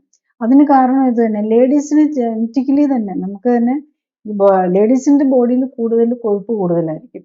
അപ്പം ജെൻസിന് ഏറ്റവും ബെസ്റ്റ് 7-10-15% കൊഴുപ്പാണെങ്കിൽ ലേഡീസിന് നമ്മൾ 15-25% ആണ് പറയുന്നത് തന്നെ. അപ്പം അതുകൊണ്ട് തന്നെയാണ് ഈ ലേഡീസിന് ഈ ആമവാദം വരാനുള്ള ചാൻസ് കൂടുന്നതിൻ്റെ കാരണം.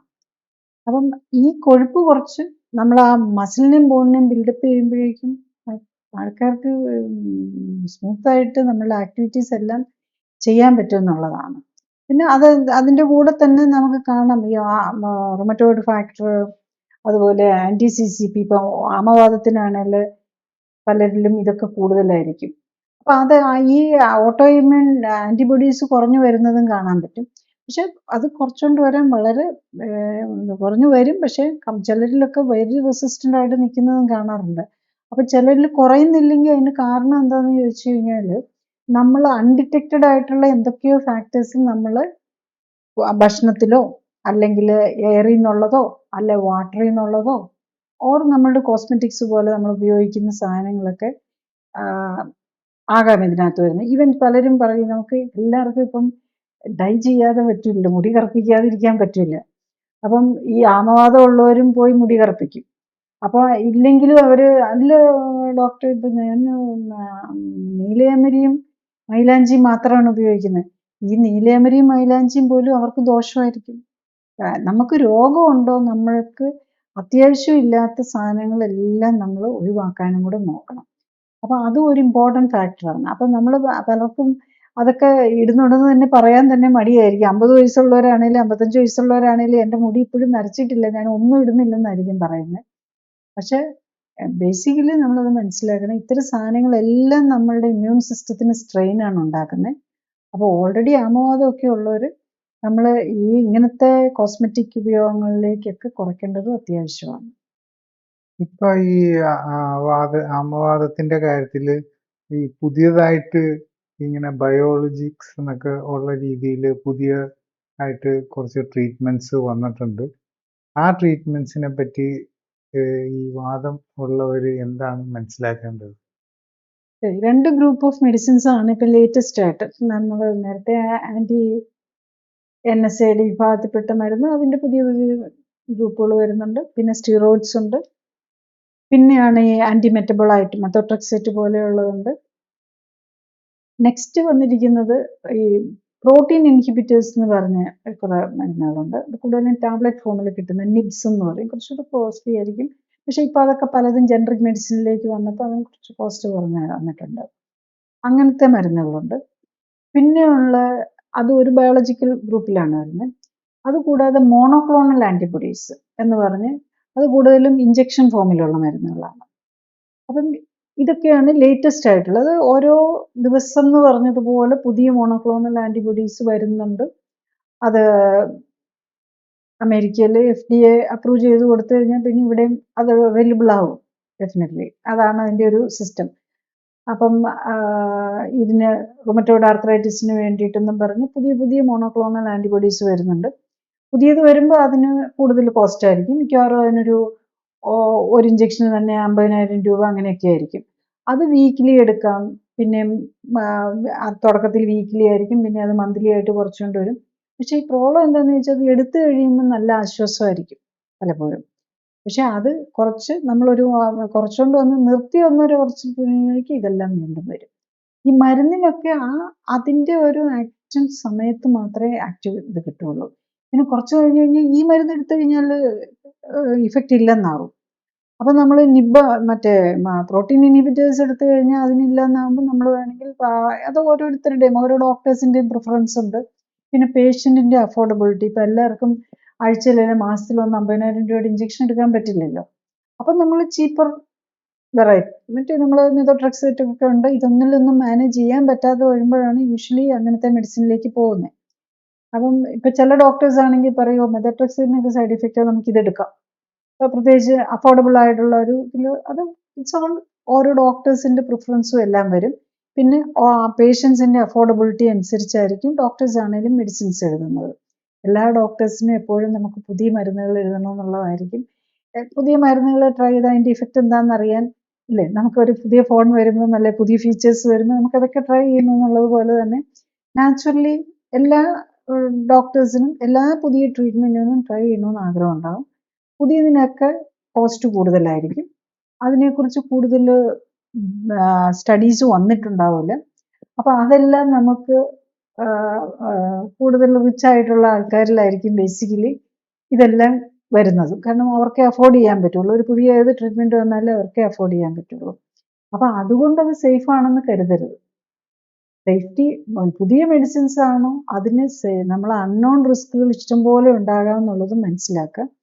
കാരണം ഇങ്ങനത്തെ ഈ മോണോക്ലോണൽ ആന്റിബോഡീസ് ഉള്ള ട്രീറ്റ്മെൻറ്റ് എടുത്താൽ പല ഓട്ടോ ഇമ്മ്യൂൺ ഡിസീസസും വരുത്തുന്നുണ്ട്. ഈ മോണോക്ലോണൽ ആന്റിബോഡീസ് ഇപ്പോൾ ഈ ബയോളജിക്കൽസ് എന്ന് പറഞ്ഞ് ഈ മരുന്നുകൾ തന്നെയാണ് ക്യാൻസറിന് ഉപയോഗിക്കുന്നത്. ഈ ക്യാൻസറിന് വേണ്ടിയിട്ട് കിഡ്നി ക്യാൻസർ, അതുപോലെ ഏത് ക്യാൻസറും ബ്രസ്റ്റ് ക്യാൻസറിനും ഒക്കെ ഉപയോഗിക്കുന്നത് ഈ മോണോക്ലോണൽ ആന്റിബോഡീസ് ആണ്. അതിൽ ചിലതിന് ബ്രസ്റ്റ് ക്യാൻസറിനും കൊടുക്കാം, ആർത്രൈറ്റിസിനും റുമറ്റോയ്ഡ് ആർത്രൈറ്റിസിനും എടുക്കാം. ഇന്നൊക്കെ ഇങ്ങനെ ഡിസ്റ്റിങ്ഷൻ കൊടുക്കുന്നു എന്ന് മാത്രമേ ഉള്ളൂ.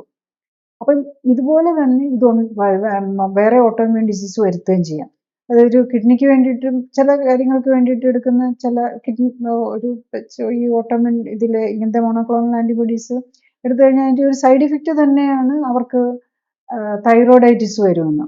അപ്പോൾ അവർക്ക് പിന്നെ തൈറോയിഡിന് വേണ്ടിയിട്ടുള്ള മരുന്ന് കൊടുക്കുക. തൈറോയിഡിന് പിന്നെ മരുന്ന് കഴിക്കാൻ എളുപ്പമാണല്ലോ. തൈറോയിഡ് പിന്നെ അധികം വേദനയൊന്നും ഉണ്ടാക്കില്ല, ആരോടും കംപ്ലൈൻറ്റ് പറയാതെ അവിടെ ഇരിക്കും. ഈ ജോയിൻ്റ് ആണെങ്കിൽ അല്ലേ കംപ്ലൈൻറ്റ് പറയുള്ളൂ. അപ്പം തൈറോയിഡൈറ്റിസ് വന്നു, ഹൈപ്പോതൈറോയിഡിസം വന്നു, നമ്മൾ ഒരു തൈറോക്സ് എന്ന് പറഞ്ഞ് നിസ്സാര വിലയേ ഉള്ളൂ, ആ മരുന്നും കഴിച്ചിരിക്കും. പക്ഷെ അങ്ങനെ ഓരോരോ സിസ്റ്റത്തെയും ഓട്ടോഇമ്യൂൺ ഡിസീസ് ബാധിക്കുകയായിരിക്കും ചെയ്യുന്നത്. അപ്പം നമ്മൾ ഇവിടുത്തെ ജോയിൻറ്റിന് വേദന കുറച്ചിട്ടുണ്ടാവും, പക്ഷെ വേറെ എവിടെയെങ്കിലും അതിൻ്റെ ഇമ്പാക്റ്റ് വരും. ഈവൻ അത് ക്യാൻസറിലേക്കും കൊണ്ടുപോകാം. അപ്പം അത് നമ്മൾ മനസ്സിലാക്കണം. ബയോളജിക്കൽസ് ആണ്, വെരി എക്സ്പെൻസീവ് ആണ്, നമുക്ക് പൈസയുണ്ട്, നമുക്ക് പോയി ഇഞ്ചക്ഷൻ എടുത്താൽ മതി. പക്ഷെ ഈ സൈഡ് എഫക്ട്സ് കൂടെ അവിടെ കിടപ്പുണ്ട്. അപ്പം അതിന് ഏറ്റവും നല്ല എക്സാമ്പിൾ ഇപ്പം ലേറ്റസ്റ്റ് ആയിട്ട് കഷണ്ടിക്ക് പുതിയ മരുന്ന് കണ്ടുപിടിച്ചു.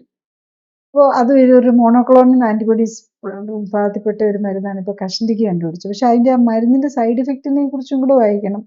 കഷണ്ടിക്ക് മരുന്നാണ്, കഷണ്ടി ഇതൊക്കെ വളർന്നിരിക്കും, പക്ഷെ അതിൻ്റെ സൈഡ് എഫക്റ്റാണ് ക്യാൻസർ വരാന്നുള്ളത്. കഷണ്ടിക്ക് മരുന്ന് എടുത്തിട്ട് നമുക്ക് ക്യാൻസർ വന്നു കഴിഞ്ഞാൽ നമുക്ക് ആക്സെപ്റ്റബിൾ ആണോ?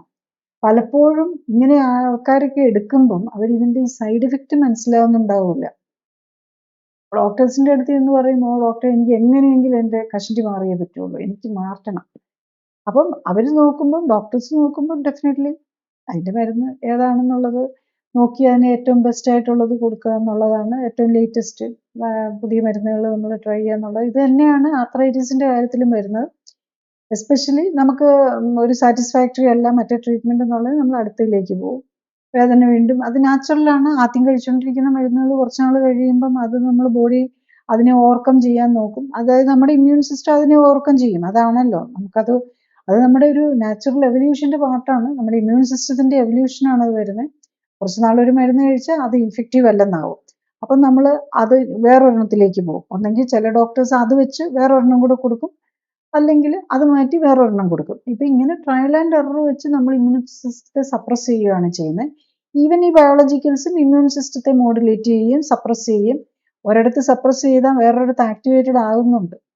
പല സിസ്റ്റം അങ്ങനെയും കൂടെ ഉണ്ട്. കാരണം നമ്മുടെ ഈ കെമിക്കൽസ് ഒക്കെ ഒരു രീതിയിലല്ല, നമ്മുടെ സ്കിന്നിൽ വർക്ക് ചെയ്യുന്നത് പോലെയല്ല ബ്രെയിനിൽ വർക്ക് ചെയ്യുന്നത്. നമ്മളൊരു സാധനത്തിനെ ഇഞ്ചെക്ട് ചെയ്ത് നമ്മുടെ ബോഡിക്കകത്തേക്ക് വിട്ടാൽ അത് ജോയിന്റിന് വേണ്ടി ട്രീറ്റ് ചെയ്യാനെന്ന് പറഞ്ഞ് ജോയിന്റിലേക്ക് മാത്രമല്ല പോകുന്നത്, അത് ഈവൻ ബ്രെയിനിലേക്ക് പോകും, ഹാർട്ടിലേക്ക് പോകും, എല്ലാ സ്ഥലത്തേക്കും പോകും. അപ്പം അവിടെ അതിൻ്റെതായിട്ടുള്ള സൈഡ് എഫക്ട്സ് വരാം. അപ്പം പെരിഫറൽ രീതിയിൽ വർക്ക് ചെയ്യുന്ന പോലെയല്ല ബ്രെയിനിൽ വർക്ക് ചെയ്യുന്നത്. അപ്പം ഇതൊക്കെയാണ് നമ്മൾ ഓട്ടോഇമ്മ്യൂൺ മറ്റുള്ള ഓട്ടോഇമ്മ്യൂൺ ഡിസീസിനെയും കൂടെ നമ്മൾ ഇൻവൈറ്റ് ചെയ്യുമായിരിക്കും. ഈവൻ ക്യാൻസറിനെ ഇൻവൈറ്റ് ചെയ്യുമായിരിക്കും. ഈവൻ നമുക്ക് അങ്ങനെയുള്ള മരുന്നുകൾ എടുക്കുന്നവർക്ക് ഇൻഫെക്ഷൻ പോസിബിലിറ്റിയും കൂടുതലായിരിക്കും. അപ്പം ഇതൊക്കെ കൂടെയാണ് നമ്മൾ മനസ്സിലാക്കി എടുക്കേണ്ടത്. അപ്പം ബേസിക്കലി ഞാനിതെല്ലാം പറയാൻ കാരണം എന്താണെന്ന് വെച്ചാൽ, ഈ ബയോളജിക്കൽസ് ഒക്കെ എടുത്തുകൊണ്ടിരുന്നിട്ടും ആശ്വാസം ഇല്ലാത്തവരും അതെല്ലാം എടുത്ത് കുറേ നാൾ കഴിഞ്ഞിട്ട് നിർത്തിയിട്ട് വരുന്ന പേഷ്യൻസും ഇനി എന്തെന്നുള്ളത് വെച്ചും നമ്മൾ ലൈഫ് സ്റ്റൈൽ കറക്ഷനിൽ വന്നിട്ടുണ്ട്. അപ്പോൾ അങ്ങനെയുള്ളവർക്കും ആശ്വാസം കിട്ടുന്നുണ്ട്. മരുന്നുകളെല്ലാം വിതിൻ 3 months മരുന്നുകളെല്ലാം തന്നെ നിർത്താൻ പറ്റാത്ത ആരെങ്കിലും ഉണ്ടെങ്കിൽ അവരൊന്നെങ്കിൽ അവർ കറക്റ്റായിട്ട് ഫോളോ ചെയ്യാതിരിക്കുന്നവരാണ്. പിന്നെ ആശ്വാസം കിട്ടി പോകാം. പക്ഷേ ഓട്ടോഇമ്യൂൺ ആൻറ്റിബോഡീസ് എല്ലാം മാറ്റാൻ പറ്റിയിട്ടുണ്ടോ എന്ന് ചോദിച്ചു കഴിഞ്ഞാൽ ആൾക്ക് കംഫർട്ടബിൾ ആയിട്ട് ഏറ്റവും ഇതിലായിട്ട് പോകാൻ പറ്റും. നമ്മൾ പിന്നെ അവരെന്തെങ്കിലുമൊക്കെ തെറ്റിച്ചൊരു ഇത് വരുമ്പോൾ നമ്മൾ ഏറ്റവും മിനിമം ഡോസിൽ ചിലപ്പം ഈ ഡെക്സ പോലെയുള്ള ഏറ്റവും ലോവസ്റ്റ് ഡോസിലൊക്കെ ചിലപ്പോൾ അവരൊരു നമ്മൾ ലൈഫല്ലേ, അപ്പോൾ അതിനകത്ത് ഇഷ്ടംപോലെ ആഘോഷങ്ങൾ വരും, എന്തെങ്കിലുമൊക്കെ തെറ്റിച്ച് കഴിക്കും, അല്ലെങ്കിൽ നമ്മൾ ടൂറ് പോകും, നല്ല കോൾഡ് ക്ലൈമറ്റിലേക്കൊക്കെ ടൂറൊക്കെ പോയി കഴിഞ്ഞ് കഴിഞ്ഞാൽ ഇവർക്കിത് വീണ്ടും വരാം. അപ്പം പിടിച്ച് നിൽക്കാൻ വേണ്ടിയിട്ട് ചിലപ്പോൾ ഒരു അമിനോ സപ്രസൻസ് എടുത്ത് പിന്നെ ബാക്കിയൊക്കെ ഡയറ്റ് വീണ്ടും ഒന്നും കൂടെ ഒന്ന് ഇത് ചെയ്ത് കറക്റ്റ് ചെയ്ത് പോയാൽ മാനേജ് ചെയ്ത് പോകാൻ പറ്റുന്നതേ ഉണ്ടാവുള്ളൂ. പക്ഷേ ഒരിക്കൽ മാറി clinically support life style correction എടുത്തു, 3 മാസം എടുത്തു, അല്ലെങ്കിൽ 6 മാസം കഴിഞ്ഞു എനിക്കെല്ലാം നിർത്തി എനിക്ക് ഇഷ്ടം പോലെ പോകാമെന്നല്ല. അതിനകത്ത് പഠിക്കുന്നത് അതൊരു ശരിക്കും ഒരു എഡ്യൂക്കേഷണൽ കോഴ്സ് പോലെയാണ്. നമ്മൾ എത്ര എഫേർട്ട് ഇട്ട്, നമ്മൾ എത്ര പഠിക്കാൻ ഇൻട്രസ്റ്റ് കാണിച്ച്, എത്ര പ്രാക്ടീസ് ചെയ്യാൻ, നമ്മൾ പ്രൊജക്റ്റ് ചെയ്യാൻ എത്ര ഇൻട്രസ്റ്റ് കാണിക്കുന്നു, ഇതനുസരിച്ചിരിക്കും പേഷ്യൻ്റ് റിസൾട്ട്. അപ്പം അത് കഴിഞ്ഞ് കഴിഞ്ഞാൽ അതെല്ലാം വിട്ട് നമുക്ക് പോകാൻ പറ്റില്ല. നമ്മളുടെ ബോഡിയുടെ പ്രത്യേകത കൊണ്ടാണ് നമുക്ക് ഈ അസുഖം വരുന്നത്. അതിനൊരു ജെനറ്റിക് കമ്പോണൻ്റ് ഉണ്ടാവും. അതുപോലെ തന്നെ നമ്മളുടെ ലൈഫ് സ്റ്റൈൽ, നമ്മൾ എന്ത് കഴിക്കുന്നു, നമ്മൾ എന്ത് കോസ്മെറ്റിക്സ് ഉപയോഗിക്കുന്നു, ഈവൻ നമ്മളുടെ വാട്ടർ. ഇപ്പം നമുക്കറിയാം കൊച്ചിയിലെ വെള്ളത്തിൽ മീനൊക്കെ ചത്തു പൊങ്ങി എന്നൊക്കെ പറഞ്ഞ് നമ്മൾ കണ്ടു. അപ്പോൾ അതുപോലെ നമ്മുടെ വാട്ടറിനും പൊള്യൂഷൻ ഉണ്ട്. നമ്മളിപ്പോൾ കിട്ടുന്ന പൈപ്പ് വെള്ളം, പെരിയാറിലെ വെള്ളം തന്നെയാണ് കൊച്ചിയിലുള്ളവരെല്ലാവരും കുടിക്കുന്നത്. അതിലെന്തെല്ലാം ഇൻഡസ്ട്രിയൽ വേസ്റ്റ് വരുന്നുണ്ടാവും. ഇതെല്ലാം നമ്മളുടെ ഇമ്മ്യൂൺ സിസ്റ്റത്തെ ഇമ്പാക്റ്റ് വരുന്നുണ്ട്. അതുകൊണ്ട് ഇനിയും ഫ്യൂച്ചറിൽ നമുക്ക് വെള്ളത്തിൻ്റെ കാര്യത്തിലും എയറിൻ്റെ കാര്യത്തിലും ഇൻഡിവിജ്വലിന് കാര്യമായിട്ടൊന്നും ചെയ്യാൻ പറ്റില്ല. പക്ഷെ നമ്മൾ കഴിക്കുന്ന ഫുഡിൻ്റെ കാര്യത്തിലും കോസ്മെറ്റിക്സും നമ്മുടെ മേത്തിടുന്നതിൻ്റെ കാര്യത്തിലും ഡെഫിനറ്റ്ലി നമുക്ക് കൺട്രോൾ ചെയ്യാൻ പറ്റും. ആ കൺട്രോൾ നമ്മൾ നോക്കുക, നമ്മളെക്കൊണ്ട് പറ്റുന്ന രീതിയിൽ നമ്മളുടെ ബോഡിയെ സംരക്ഷിക്കാൻ നോക്കുക.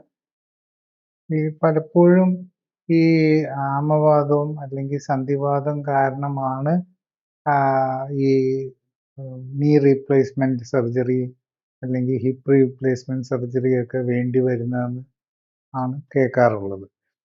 ശരിക്കും ഈ പറയുന്നത് ഈ നീ റീപ്ലേസ്മെൻറ്റ് സർജറിയും ഹിപ്പ് റീപ്ലേസ്മെൻറ്റ് സർജറിയൊക്കെ വരുന്നത് ഇങ്ങനെ സഡനായിട്ടുള്ള ഒരു ഡെവലപ്മെൻ്റ് അല്ല, അതിങ്ങനെ കാലക്രമേണ വരുന്ന കാര്യങ്ങളാണെന്ന്.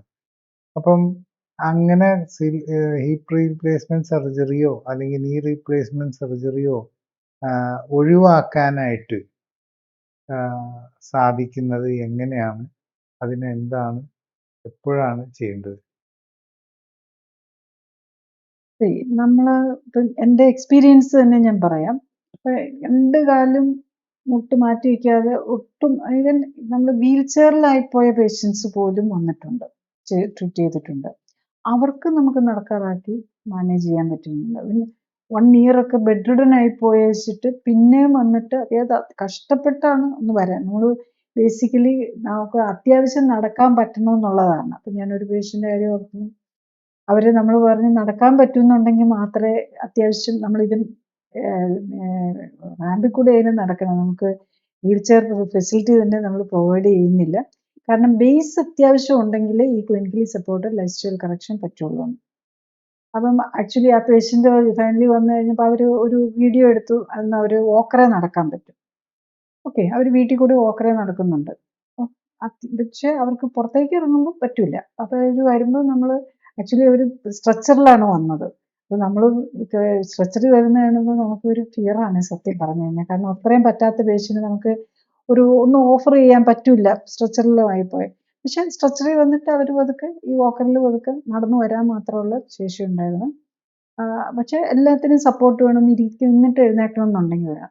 അപ്പോൾ അങ്ങനെയുള്ള പേഷ്യൻ്റ് പോലും അവർ ശരിക്കും നല്ല ഒരു ഓൾമോസ്റ്റ് ഐ തിങ്ക് 70 kg ഉണ്ടായിരുന്നു. 70 കിലോ ആയിരുന്നു ഈ പേഷ്യൻ്റെ. അവർ 3 മാസം കൊണ്ട്, ആദ്യം വന്നപ്പോൾ സ്ട്രെച്ചറിൽ വന്നു, 2 പ്രാവശ്യം, അത് 15-ാം ദിവസം സ്ട്രെച്ചറിൽ വന്നു. 1 മാസം ആയപ്പോഴേക്കും അവർ വീൽ ചെയറിൽ വരാറായി. സ്ട്രെച്ചറിൽ വരുന്നത് എന്താണെന്ന് വെച്ചാൽ അവരുടെ വീടിനടുത്തുനിന്ന് കുറച്ച് റൂറൽ ഏരിയ ആയിരുന്നു, അതിൻ്റെ ഒരു കൺവീനിയൻസാണ്. പിന്നെ 60 ഡേയ്സ് വന്നപ്പോഴേക്കും അവർക്ക് വടി കുത്തിപ്പിടിച്ച് വരാറായി. 90 ഡേയ്സ് വന്നപ്പോഴേക്കും ബേസിക് സപ്പോർട്ടൊന്നും ഇല്ലാതെ വരാറായി. പക്ഷേ എഴുന്നേൽക്കാൻ ഇച്ചിരി ബുദ്ധിമുട്ടുണ്ട്. അപ്പോൾ അത്ര ഓവർ വെയ്റ്റാണ്. എനിക്ക് തോന്നുന്നു 145 സെൻറ്റിമീറ്റേഴ്സേ ഉള്ളൂ. തുടങ്ങുമ്പോൾ 70 കിലോ എന്തോ ഉണ്ടായിരുന്നു. നമ്മൾ 20% ആണ് നമ്മൾ ആഗ്രഹിക്കുന്ന നന്നായിട്ട്, അതായത് ഇതൊരു എഡ്യൂക്കേഷൻ കോഴ്സ് പോലെയാണെന്ന് ഞാൻ പറഞ്ഞല്ലോ. അപ്പോൾ അതിനൊരു 20% വെയിറ്റ് റിഡക്ഷൻ ആണ് ഈ ഒബേസ് പേഷ്യൻ്റ് ആണ്. ഒബേസ് പേഷ്യൻ്റ് എല്ലാ ആർത്രൈറ്റിസ് പേഷ്യൻ്റ് ഒബേസ് ആവണമെന്നില്ല. ഇത് ശരിക്കും ഓസ്റ്റിയോ ആർത്രൈറ്റിസാണ്. ഓസ്റ്റിയോ ആർത്രൈറ്റിസ് പേഷ്യൻ്റ് എല്ലാവരും തന്നെ ഒബേസും കൂടെ ആയിരിക്കും. അപ്പോൾ ഈ പേഷ്യൻ്റ് 90 ഡേയ്സ് ആയപ്പോഴേക്കും അവരും വളരെ കെയർഫുള്ളായിട്ട് നോക്കുന്നുണ്ടായിരുന്നു. അതുപോലെ അത് മോണിറ്റർ ചെയ്യാൻ ശരിക്കും അവർക്ക് സ്പോൺസേഴ്സ് ഉണ്ട്. അവർ വളരെ ഫൈനാൻഷ്യലി ലോവർ ഇതിൽ നിന്നാണ്, അതൊരു ആശ്രമം പോലെയുള്ളവരാണ് അവർ സ്പോൺസർ ചെയ്തിരിക്കുന്നത്. അപ്പോൾ അവിടെ നിന്നും കൂടെ അവരതുപോലെ കറക്റ്റായിട്ട് നോക്കിയതുകൊണ്ട് അവർ ശരിക്കും 56 kgയിലേക്ക് അവർ 3 മാസം കൊണ്ട് വെയിറ്റും കുറച്ചു. അപ്പോൾ അത്ര കെയർ എടുത്ത് നോക്കിയത് കൊണ്ടാണ്. അപ്പം നമുക്ക് ആ ഒരു മോണിറ്ററിങ്ങും കൂടെ കിട്ടിയാൽ ഇതെല്ലാം പോസിബിൾ ആവുന്നേ ഉള്ളൂ. അവരോട് ശരിക്കും പറഞ്ഞിരിക്കുന്നത് അടുത്ത 3 മാസം കൊണ്ട് ഒരു 45 എത്തിക്കണമെന്നാണ്. അപ്പം എനിക്ക് തോന്നുന്നത് അവർക്ക് അതുപോലെ ഒരു സപ്പോർട്ട് സിസ്റ്റം ഉണ്ട്. കാര്യം പറഞ്ഞാൽ ആരും ഇല്ലാത്തവരാണ്. പക്ഷേ അവർക്ക് ഈ ആശ്രമത്തിൻ്റെയും അങ്ങനത്തെ സപ്പോർട്ടും കൂടെ, അവിടുത്തെ വോളണ്ടിയേഴ്സിൻ്റെ സപ്പോർട്ടും കൂടെ ഉള്ളതുകൊണ്ട് അവർക്കെല്ലാം കറക്റ്റ് ചെയ്ത് പോകാൻ പറ്റുന്നുണ്ട്. അപ്പോൾ അതുപോലെ ഫാമിലി ഇപ്പം പല പേഷ്യൻസും ഉണ്ട്. അതുപോലെ ഈ ഓസ്റ്റിയോ ആർത്രൈറ്റിസ് എന്ന് പറയുന്നത് ശരിക്കും ഈ മുട്ട് മാറ്റി വയ്ക്കുക അല്ലെങ്കിൽ ഹിപ്പ് മാറ്റി വയ്ക്കുക ഒക്കെ ബെനിഫിഷ്യൽ ആകുന്നത് തന്നെ ഓസ്റ്റിയോ ആർത്രൈറ്റിസ് ഉള്ളവർക്കാണ്. അത് നമുക്ക് ഇത്രയും പ്രോബ്ലം ഉള്ളവർക്ക് പോലും, അതായത് 2 മുട്ടും എഴുന്നേൽക്കാനും വയ്യ ഒന്നും ഇല്ലാത്തവർക്ക് പോലും ഓസ്റ്റിയോ ആർത്രൈറ്റിസ് ആണ് ഡെഫിനറ്റ്ലി നമുക്കത് ഓസ്റ്റിയോ ആർത്രൈറ്റിസ് കാർട്ടിലേജിനാണ് ഡാമേജ് വരുന്നത്. പിന്നെ നമുക്ക് മുട്ടിനുള്ളതാകുമ്പോൾ മുട്ടിന് താങ്ങാൻ പറ്റുന്നില്ല, അല്ല ഹിപ്പിന് അത്രയും വെയിറ്റ് താങ്ങാൻ പറ്റുന്നില്ല. അപ്പോൾ ഒരു 10-15 കിലോ കുറഞ്ഞു കഴിഞ്ഞാൽ തന്നെ അവർക്ക് നമ്മുടെ ജോയിൻറ്റിനും ബോണിനും ഫ്രീ ആക്കുകയാണ് ചെയ്യുന്നത്. നമ്മൾ ഈ ഭാരം എല്ലാം കൂടെ ചുമക്കേണ്ടി വരുന്നതുകൊണ്ടാണ് ജോയിൻറ്റ് സിക്കായി പോകുന്നത്, തേയ്മാനം വരുന്നത് അതുകൊണ്ടാണ്. അപ്പോൾ ഒരു രീതിയിൽ നമ്മൾ ഭാരം കുറച്ച് കൊടുക്കണം. അപ്പോൾ നമ്മൾ ഈ സമയത്ത് ശരിക്കും നമ്മൾ നടക്കാൻ പോലും പാടില്ല എന്നാണ് പറയുന്നത്. അത്യാവശ്യം ടോയ്ലറ്റിൽ പോകാനും ഇത് മാത്രമാണ് ഇനിഷ്യൽ സ്റ്റേജ്. അപ്പം വെയിറ്റ് കുറഞ്ഞു വരുന്നതനുസരിച്ചാണ് പിന്നെ നടന്നുള്ള ഒരു എക്സസൈസ് പോലും പറയുന്നുള്ളൂ. നടന്ന എക്സസൈസ് ആയിട്ട് നമ്മൾ അല്ലെങ്കിലും ഇല്ല, വെയിറ്റ് കുറയും. നമ്മളെല്ലാം ബെഡിൽ കിടന്ന് ചെയ്യുന്ന എക്സസൈസ് അല്ലെങ്കിൽ ഇരുന്ന് ചെയ്യുന്ന എക്സസൈസ് മാത്രമാണ് അതേ പറ്റുള്ളൂ. കാരണം ഇങ്ങനെ ഈ ഓവർ വെയിറ്റ്, ഈ തേയ്മാനം കൊണ്ട് വരുന്ന ആൾക്കാർക്ക് നമ്മൾ എഴുന്നേറ്റ് നിന്ന് ചെയ്യുന്ന കാര്യങ്ങൾ ചെയ്തു കഴിഞ്ഞാൽ ഹീലിംഗ് പ്രോപ്പർ ആവില്ല. അപ്പൊ ഹീല് ചെയ്ത് അവിടെ ആ തരുണാസ്ഥി, അതായത് നമ്മുടെ എല്ലാ എല്ലിൻ്റെ അറ്റത്തുള്ളതാണ് തരുണാസ്ഥി, അത് തിരിച്ച് നമ്മൾ റിപ്പയർ ചെയ്തെടുക്കാൻ പറ്റണം. ആ റിപ്പയറും കൂടെ ചെയ്തു വരുമ്പോഴേ അവരുടെ വേദനയെല്ലാം പോയി അവർക്ക് വേദനയില്ലാതെ നടക്കാൻ പറ്റുന്ന സമയമാകുമ്പോഴേ അവർ ആക്ടിവിറ്റീസിൽ തന്നെ കാര്യമായിട്ട് ഇടപെടാൻ പാടുള്ളൂ. അതുവരെ അവർക്ക് റെസ്റ്റ് വേണം. അപ്പം ഇത് ഞാൻ ഈ പറഞ്ഞ എക്സാമ്പിൾ ഒരു എക്സ്ട്രീം കേസാണ്. അത്രയൊന്നും പലർക്കും ഉണ്ടാവില്ല. മിക്കവാറും പേഷ്യൻസ് ഒക്കെ വരുമ്പം അവരൊരു തുടക്കക്കാരായിരിക്കും. എന്നാലും ഈ എക്സ്റേയിലൊക്കെ അങ്ങ് ഡാമേജ് വന്ന് ഗ്രേഡ് 5ഉം 4ഉം 5ഉം ഒക്കെ ആയവർക്കാണെങ്കിലും ഈസി ആയിട്ട് അത്രയൊന്നും ഈ പലരുടെയും ഒട്ടിപ്പോയതും ഇങ്ങനെ തീരെ ഇല്ലാതെ അല്ലെങ്കിൽ ഒരു സൈഡ് ഇങ്ങനെ ചെരിഞ്ഞു പോവുകയോ വളഞ്ഞു വരികയോ ഒക്കെ ചെയ്തിട്ടുള്ളവർക്കും കുറഞ്ഞു വരും എന്നുള്ള. പക്ഷെ അവർ പറയുന്നതനുസരിച്ച് ചെയ്യാനും വീട്ടിൽ നിന്നും അല്ലെങ്കിലുള്ള സപ്പോർട്ട് വേണം.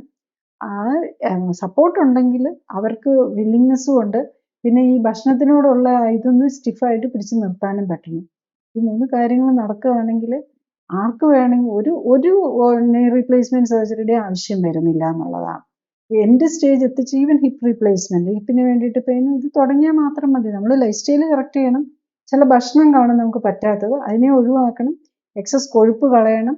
നമ്മൾ ഈ omega-3-6 ബാലൻസ് ഒക്കെ സെല്ലിൽ ബോഡിയിൽ മാത്രമല്ല സെല്ലുലാർ ലെവലിലും കൂടെ കറക്റ്റ് ചെയ്യുമ്പോൾ ഇമ്മ്യൂൺ സിസ്റ്റവും ഹോർമോൺസും എല്ലാം ഇതാകും. ഇതിൻ്റെ അഡ്വാൻറ്റേജ് മാത്രമല്ല, പലർക്കും ഈ നീ റീപ്ലേസ്മെന്റിലേക്കൊക്കെ പോകുന്നവർക്ക് ഡയബറ്റീസും ഹൈപ്പർ ടെൻഷനും എല്ലാം ഉണ്ടാവും. അപ്പം ഈ ഇതിൻ്റെ ഒപ്പം തന്നെ ഡയബറ്റീസും ഹൈപ്പർ ടെൻഷനും കൂടെ മാറും എന്നുള്ളതാണ്. അപ്പോൾ ഡയബറ്റീസ് ഇപ്പം ഈ ആർത്രൈറ്റിസ് പേഷ്യൻ്റ് തന്നെ ഡയബറ്റിക് ആണെങ്കിൽ അവർ ഡയബറ്റീസിൻ്റെ മെഡിസിൻ, ഈവൻ ഇൻസുലിനും 3-4 ഡയബറ്റിക് മെഡിസിൻ ഉണ്ടെങ്കിലും എല്ലാം നമുക്ക് സ്റ്റോപ്പ് ചെയ്യാം, പ്രൊവൈഡഡ് അതൊരു ടൈപ്പ് 2 ഡയബറ്റീസ് ആണെങ്കിൽ. അതെല്ലാം ഫസ്റ്റ് ഡേ തന്നെ നമുക്ക് നിർത്താം. അപ്പോൾ നമുക്ക് ഈസി ആയിട്ട് നമുക്ക് ഫുഡ് കൺട്രോളൊക്കെ പറ്റും. പലപ്പോഴും പേഷ്യൻസ് ഈ ഡയബറ്റിക് പേഷ്യൻ്റൊക്കെ ഭയങ്കര ഫിയർ ആയിരിക്കും, എനിക്ക് ഭക്ഷണം കൺട്രോൾ ചെയ്യാൻ പറ്റുമെന്ന്. ഈ മരുന്ന് കഴിക്കുന്നവർ മരുന്നൊന്ന് കുറഞ്ഞ് കിട്ടിക്കഴിയുമ്പോൾ തന്നെ അവർക്ക് ഈ ഭക്ഷണത്തിനോടുള്ള ഇൻട്രസ്റ്റും ഈ വയറ് കത്തൽ പോലെയുള്ള പ്രശ്നങ്ങളെല്ലാം മാറും എന്നുള്ളതാണ്. അതുകൊണ്ട് ആർക്കും തന്നെ വളരെ ശരിക്കും ഇതിൽ ജോയിൻ ചെയ്യുന്നത് എനിക്ക് ഒരു 10% പോലും ഇല്ല. വെരി റെയർ ആയിട്ട് ഒരു 10% ഫോളോ ഔട്ട് വരാറുള്ളൂ. അതായത് എനിക്ക് ഇതൊന്നും പറ്റൂല നോക്കണ്ട എന്നുള്ളത്. അത് ഒത്തിരി സിക്കായിട്ടുള്ളവരല്ല, അല്ലാത്ത രീതിയിൽ അല്ലെങ്കിൽ വേറെ എന്തെങ്കിലും മിക്കവാറും ആ ഫോളോ ഔട്ട് വരുന്നതന്നെ ഫാമിലി പ്രോബ്ലംസ് ഒക്കെ കൊണ്ടാണ്. യൂഷ്വലി എല്ലാവർക്കും തന്നെ, അതായത് ഫോളോ ഔട്ട് എന്ന് പറഞ്ഞാൽ ഇടയ്ക്ക് നിർത്തി പോകുന്നവർ ഇല്ലാന്നില്ല, നിർത്തി പോകുന്നവരുണ്ടാകും. അത് പക്ഷേ ഈ ആർത്രൈറ്റിസുകാരൊക്കെ വളരെ റെയറാണ് നിർത്തിപ്പോകുന്നത്. കാരണം അവർ ഒത്തിരി കഷ്ടപ്പാട് പറ്റവരാണല്ലോ. മറ്റത് മിക്കവാറും വലിയ സിംറ്റംസ് ഒന്നും ഇല്ലായിരിക്കും, വലിയ ബുദ്ധിമുട്ടൊന്നും ഇല്ല, എന്നാൽ പിന്നെ കുറച്ച് നാളും കൂടി ഇങ്ങനെ പോട്ടെ എന്നുള്ളത്. ഈവൻ നിർത്തിപ്പോകുന്നവർ പോലും കുറച്ച് നാൾ കഴിഞ്ഞിട്ട് കുറച്ചും കൂടെ വേദനയൊക്കെ വന്നു കഴിയുമ്പോഴേക്കും പിന്നെയും തിരിച്ചു വരും. അവർക്ക് വീണ്ടും സ്റ്റാർട്ട് ചെയ്യണമെന്ന് പറഞ്ഞ് അവർക്ക് ഇപ്പോഴാണ് ഞാൻ അന്ന് ഒരു പേഷ്യൻ്റ് ഞാൻ ഓർക്കുന്നു, അവർ ഹസ്ബൻഡും വൈഫും കൂടെ, ഹസ്ബൻഡിന് വേറെ പ്രോബ്ലമാണ്, വൈഫിന് ഈ കുറച്ച് ചെറുതായിട്ടൊക്കെ ഉള്ളൂ, പക്ഷേ കുറച്ച് ഒബേസിറ്റി ഒക്കെ ഉണ്ട്. അവർ ഹസ്ബൻഡ് കണ്ടിന്യൂ ചെയ്തു, വൈഫ് നിർത്തിപ്പോയി. പക്ഷെ ഒരു 5-6 മാസം കഴിഞ്ഞപ്പോഴേക്കും വൈഫ് എനിക്ക് പിന്നെ 3-4 കിലോയോടെ കൂടിയപ്പോഴേക്കും എനിക്ക് പറ്റുന്നില്ല, ഭയങ്കര വേദനയാണ്, ഇനിയിപ്പം ഞാൻ തുടങ്ങിയാൽ ഞാൻ എല്ലാം കറക്റ്റായിട്ട് ചെയ്തോളാം. അപ്പോൾ വീണ്ടും വന്ന് ഫ്രഷായിട്ട് സ്റ്റാർട്ട് ചെയ്ത് ഇപ്പോൾ അവർ കറക്റ്റാക്കി. അവർ എല്ലാം ഈ കാര്യങ്ങളെല്ലാം കറക്റ്റായിട്ട് പോയാൽ ഏതൊരു കാര്യത്തിലാണേലും റിലീഫ് വരും എന്നുള്ളതാണ്. ഈ വാതത്തിൻ്റെ കാര്യം പറയുമ്പോൾ ചിലപ്പോൾ ഈ പിള്ളേർക്കും ഇത് വരാറുണ്ട് എന്ന് പറഞ്ഞു കേട്ടിട്ടുണ്ട്. അപ്പം ഈ പിള്ളേരുടെ കാര്യത്തിൽ ഈ ട്രീറ്റ്മെൻറ്റ് ചെയ്യുമ്പോൾ കുറച്ചും കൂടെ സൂക്ഷിക്കണം. എന്താണെന്ന് വെച്ചാൽ ഈ മരുന്നുകളുടെയൊക്കെ ക്രോണിക് മെഡിക്കേഷൻ്റെയൊക്കെ ഇഷ്യൂസ് ഉണ്ട് എന്നും പറയാറുണ്ട്. അപ്പോൾ ഈ പിള്ളേർക്ക് ഇങ്ങനത്തെ ഒരു ഇഷ്യൂ വന്നാൽ അത് എങ്ങനെയാണ് കൈകാര്യം ചെയ്യേണ്ടത്? ജുവനൈൽ റുമറ്റോയ്ഡ് ആർത്രൈറ്റിസ് എന്ന് പറയും പിള്ളേർക്ക് വരുന്നത്. അത് കുറച്ചും കൂടെ സാധാരണ പലരുടെയും ഒത്തിരി സിവിയർ ആയിരിക്കും, കുറച്ചും കൂടെ ബുദ്ധിമുട്ടായിരിക്കും പിള്ളേരെ വന്നു കഴിഞ്ഞ് കഴിഞ്ഞാൽ. പക്ഷെ കൊടുക്കാനുള്ള ഈ മരുന്നുകൾ ഇതൊക്കെ തന്നെയാണ്. സ്റ്റിറോയിഡ്സും പിന്നെ വേദനയെ സമാരി കൊടുക്കാം, NSAID കൊടുക്കാം, അത് പിന്നെ അധികം കൊടുക്കാൻ ഇതില്ല. പ്രത്യേകിച്ച് സ്റ്റിറോയിഡ്സ് കൊടുത്തു കഴിയുമ്പോൾ നമുക്കറിയാമല്ലോ, ആർക്കാണെങ്കിലും സൈഡ് ഇഫക്റ്റ് ആണ്. വലിയവർക്ക് ഉള്ളതിനേക്കാളും പിള്ളേർ കുറച്ച് ഗ്രോയിങ് സ്റ്റേജ് ആണല്ലോ. അപ്പോൾ അവരെ ഇമ്മ്യൂണോ സപ്രഷൻ വരുമ്പോൾ അവരുടെ ഗ്രോത്ത് തന്നെ കുറഞ്ഞു പോകും. അവരുടെ ബ്രെയിനിലും എല്ലായിടത്തും നമ്മൾ ഈ ഇമ്മ്യൂണോ സപ്രസൻസ് എന്ന് പറയുമ്പോൾ അത് നമ്മുടെ മെറ്റബോളിസത്തെയാണ് ബ്ലോക്ക് ചെയ്യുന്നത്. നമ്മുടെ ഇമ്മ്യൂൺ സിസ്റ്റമാണ് നമ്മളെ എല്ലാ ഗ്രോത്തിനെയും ഇത് ചെയ്യുന്നത്. അതായത് നമ്മളുടെ ഇമ്മ്യൂൺ സിസ്റ്റത്തിന്റെ ആന്റി ഇൻഫ്ലമേഷനെ സപ്രസ് ചെയ്യാനാണ് നമ്മൾ ഈ മരുന്ന് എടുക്കുന്നത്. ഈ ആന്റി ഇൻഫ്ലമേറ്ററി ആക്ടിവിറ്റിയാണ് നമ്മളുടെ ഗ്രോത്ത്, റീപ്രൊഡക്ഷൻ എല്ലാത്തിനും കൺട്രോൾ ചെയ്യുന്നത്. നമ്മൾ ഈ anti inflammatory omega-3 oriented DHA EPA എന്നൊക്കെ പറയില്ല, അത് കിട്ടാൻ വേണ്ടിയാണ് നമ്മൾ ഈ ഫിഷ് ഓയിലൊക്കെ കഴിക്കുന്നത്. നമുക്ക് എല്ലാവരും തന്നെ മിക്കവാറും ഈ സ്റ്റാൻഡേർഡ് ആയിട്ട് തന്നെ 1-2 മീൻ ഗുളിക കഴിക്കുന്ന ആർത്രൈറ്റിസ് പേഷ്യൻസ് എല്ലാം എന്തെങ്കിലും എടുക്കുന്നുണ്ടാവും. അല്ലാതെ നമ്മൾ സാധാരണ ഏത് ആയുർവേദ ഡോക്ടറാണേലും ഹോമിയോ ഡോക്ടറാണേലും നമ്മൾ മോഡേൺ മെഡിസിൻ ഡോക്ടേഴ്സ് ആണേലും അത് കൊടുക്കാറുണ്ട്. അത് ഈ നമ്മുടെ അതൊരു ഹീലിംഗ് പവർ ഉണ്ട് അതിന് ബേസിക്കലി. അപ്പം ആ ഈ omega-3 ഓറിയന്റഡ് ആയിട്ടുള്ള വർക്കിനെ എല്ലാം കൂടെ ബ്ലോക്ക് ചെയ്യും. omega-3 കഴിച്ചാലും omega-3യുടെ ഫർദർ ഡെവലപ്മെന്റ് DHA EPA, അപ്പൊ അതും കഴിഞ്ഞിട്ട് ഫർദർ ഡെവലപ്മെന്റ് ഉണ്ട്. അതൊക്കെ നമ്മളുടെ സെല്ലിന്റെ സെല്ല് വാൾ ഉണ്ടാക്കിയിരിക്കുന്ന കൊഴുപ്പ് വെച്ചാ സെല്ലിന്റെ ഭിത്തി ഉണ്ടാക്കിയിരിക്കുന്നത്. അവിടെ അത് ഇംപ്രിന്റഡ് ആണ്. അതിൽ നിന്ന് ചില മെസ്സേജസ് ഒക്കെ നമ്മുടെ ന്യൂക്ലിയസിലേക്ക്, അതായത് നമ്മുടെ സെല്ലിന്റെ സെൻട്രലിലേക്ക് ന്യൂക്ലിയസിലേക്ക് പോകണം. ആ മെസ്സഞ്ചേഴ്സ് ആയിട്ട് വർക്ക് ചെയ്യുന്ന ഇവരാണ്.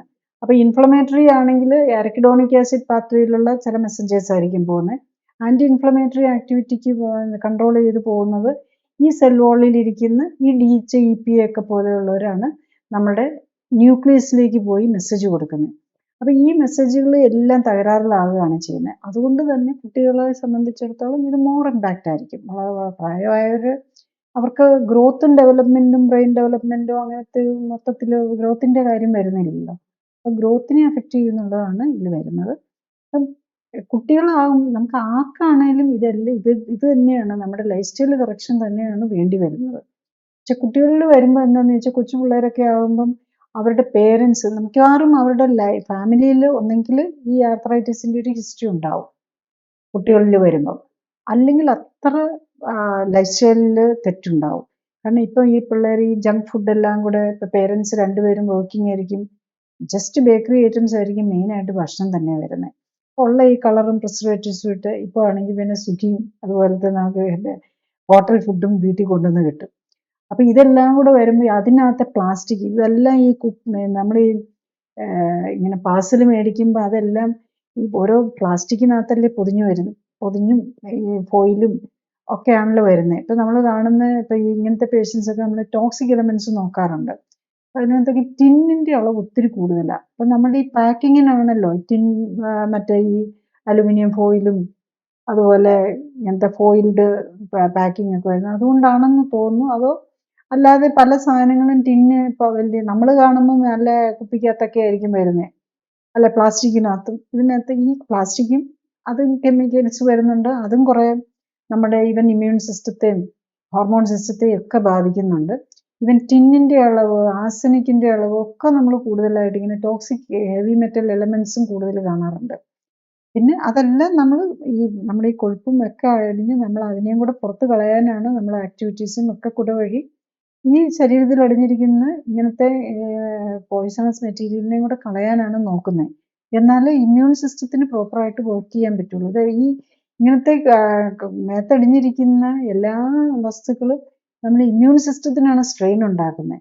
ഇമ്മ്യൂൺ സിസ്റ്റത്തിന് സ്ട്രെയിൻ ആയി അവർക്ക് എന്താണ് ശരിക്കും ഇമ്മ്യൂൺ സിസ്റ്റത്തിന് നമ്മൾ മലയാളത്തിൽ പറഞ്ഞു കഴിഞ്ഞാൽ വട്ടാകുക അല്ലെ ഭ്രാന്താകുക എന്ന് പറയുന്നത് പോലെയാണ്. അതായത് നോർമൽ ഇപ്പം നമുക്ക് സൈക്യാട്രിക് ഡിസീസ് വരുമ്പോൾ എന്താ, നമുക്ക് ഏറ്റവും കൂടിയ സിസോഫ്രീനിയ ഒക്കെ വരുമ്പോൾ നമുക്ക് നമ്മളുടെ ക്ലോസ് റിലേറ്റീവിനെ തന്നെ നമുക്ക് തിരിച്ചറിയാൻ പറ്റുന്നില്ല. അല്ലെ അവര് വേറെന്തെങ്കിലും ആണെന്ന് കരുതി അറ്റാക്ക് ചെയ്യുകയാണല്ലോ ചെയ്യുന്നത്. ഈ സ്കിസോഫ്രീനിക് പേഷ്യൻസ് ഒക്കെ പോയി മറ്റേ ആൾക്കാരെ ഉപദ്രവിക്കുന്ന എന്താണ്, അവര് ആ ആളായിട്ടല്ല അവർ കാണുന്നത്. അവർ കാണുന്നത് അവരെന്തോ ശത്രു എന്ന്, എന്നെ ഉപദ്രവിക്കാൻ വരുവാ, നമ്മൾ സഹായിക്കാൻ ചെല്ലുമായിരിക്കും, ഉപദ്രവിക്കാൻ വരുവാണെന്നാണ് അവർ കരുതുന്നത്. ആ സെയിം ലെവല് നമ്മളുടെ ഇമ്മ്യൂൺ സിസ്റ്റത്തിലെ സെല്ലിന് വരുവാണ് ചെയ്യുന്നത്. ഇവരൊക്കെ എന്നെ ഉപദ്രവിക്കാൻ വരുവാണെന്ന് ഇമ്മ്യൂൺ സിസ്റ്റം സെല്ല് കരുതുവോ, ഓർ ഇവരെല്ലാം ഞാൻ എടുത്ത് കളയേണ്ടതാണ്. ഇതെല്ലാം നമുക്ക് നമ്മൾ ഈ ബോഡിക്ക് ശല്യം ഉണ്ടാക്കുന്നവരാണ്, ഇവരെ എല്ലാം റിമൂവ് ചെയ്യുന്നു. ഈ ആസ്പെക്റ്റിലാണ് നമ്മളുടെ ജോയിന്റിനെയും നമ്മളുടെ കാർട്ടിലേജിനെയും ഈവൻ നമ്മുടെ കണ്ണിനെയും ഹാർട്ടിനെയും ഒക്കെ ഈ ഓട്ടോഇമ്യൂൺ സിസ്റ്റത്തിൽ അറ്റാക്ക് ചെയ്യുന്നത്. അപ്പൊ അതിന് അറ്റാക്ക് ചെയ്യാൻ കാരണം നമ്മളുടെ ഇമ്മ്യൂൺ സിസ്റ്റത്തിന് ഡീറെയിൽമെന്റ് വരുത്തുന്ന ഐദർ ന്യൂട്രീഷണൽ ഡെഫിഷ്യൻസി അല്ലെങ്കിൽ ടോക്സിൻസ്, അല്ലെങ്കിൽ നമ്മൾ കഴിക്കുന്ന ഫുഡ് തന്നെ നമുക്ക് പറ്റാതെ വരുന്ന ഫുഡാണെങ്കിൽ അതും ടോക്സിനായിട്ടാണ് നമ്മുടെ ഇമ്മ്യൂൺ സിസ്റ്റം കാണുന്നത്. ഈവൻ നമുക്കറിയാലോ ഗ്ലൂക്കോസ്, നമ്മൾ ഭക്ഷണം ഓവർ കാർബോഹൈഡ്രേറ്റ് കഴിക്കുമ്പോൾ ഗ്ലൂക്കോസ് കൂടുന്നതാണല്ലോ ഡയബറ്റിസ്. ഈ ഗ്ലൂക്കോസ് ഇമ്മ്യൂൺ സിസ്റ്റത്തിന് അതിന്റെ അളവ് കൂടിക്കഴിഞ്ഞു കഴിഞ്ഞാൽ ഇമ്മ്യൂൺ സിസ്റ്റത്തിന് ഡാമേജിങ് ആണ്, അത് ശത്രുവായിട്ടാണ് കാണുന്നത്. അപ്പൊ ഈ ഗ്ലൈക്കോസിലേറ്റഡ് കൂടുതൽ HbA1c ഒക്കെ കൂടുകയല്ലേ, അപ്പം ഗ്ലൈക്കോസിലേഷൻ വരും സെല്ലിന്. അപ്പൊ ഇതിനെല്ലാം ഗ്ലൂക്കോസ് കൂടുതലാകുമ്പോൾ ഈ ഗ്ലൂക്കോസ് കൂടിയ ഗ്ലൈക്കോസിലേഷൻ എന്ന് പറഞ്ഞൊരു പ്രോസസ്സ് വരും. അങ്ങനെ വന്ന സെല്ലുകൾ, അങ്ങനെയുള്ള പ്രോട്ടീൻ ഉള്ള സെല്ലിനെ എല്ലാം നമ്മുടെ ഇമ്മ്യൂൺ സിസ്റ്റം നശിപ്പിക്കണം. അപ്പൊ അതുകൊണ്ടാണ് ഈ ഡയബറ്റിക് പേഷ്യൻസിന് പലതരം രോഗങ്ങൾ വരാൻ കാരണം അതാണ്. അപ്പൊ ഈ ഒരു നമ്മുടെ ആ ഇമ്മ്യൂൺ സിസ്റ്റത്തിനെ കറക്റ്റ് ചെയ്യണമെന്നുണ്ടെങ്കിൽ ഒന്ന് omega-3-6 ബാലൻസ് കറക്റ്റ് ചെയ്യണം, കറക്റ്റ് ന്യൂട്രിയൻസ് എല്ലാം കറക്റ്റ് അളവിൽ, വൈറ്റമിൻ ഡിയും വൈറ്റമിൻ ഡി ഒക്കെയാണ് ഏറ്റവും കുറവ് കാണുന്നത്. പലപ്പോഴും ഒരു 100 പേഷ്യന്റ് നോക്കിയിട്ടുണ്ടെങ്കിൽ നോക്കുവാണെങ്കിൽ അതിനകത്തൊരു 95% പേഷ്യൻസിനും വൈറ്റമിൻ ഡി സപ്ലിമെന്റ് എടുക്കുന്നില്ലെങ്കിൽ ഡെഫിഷ്യൻ്റ് ആയിരിക്കും.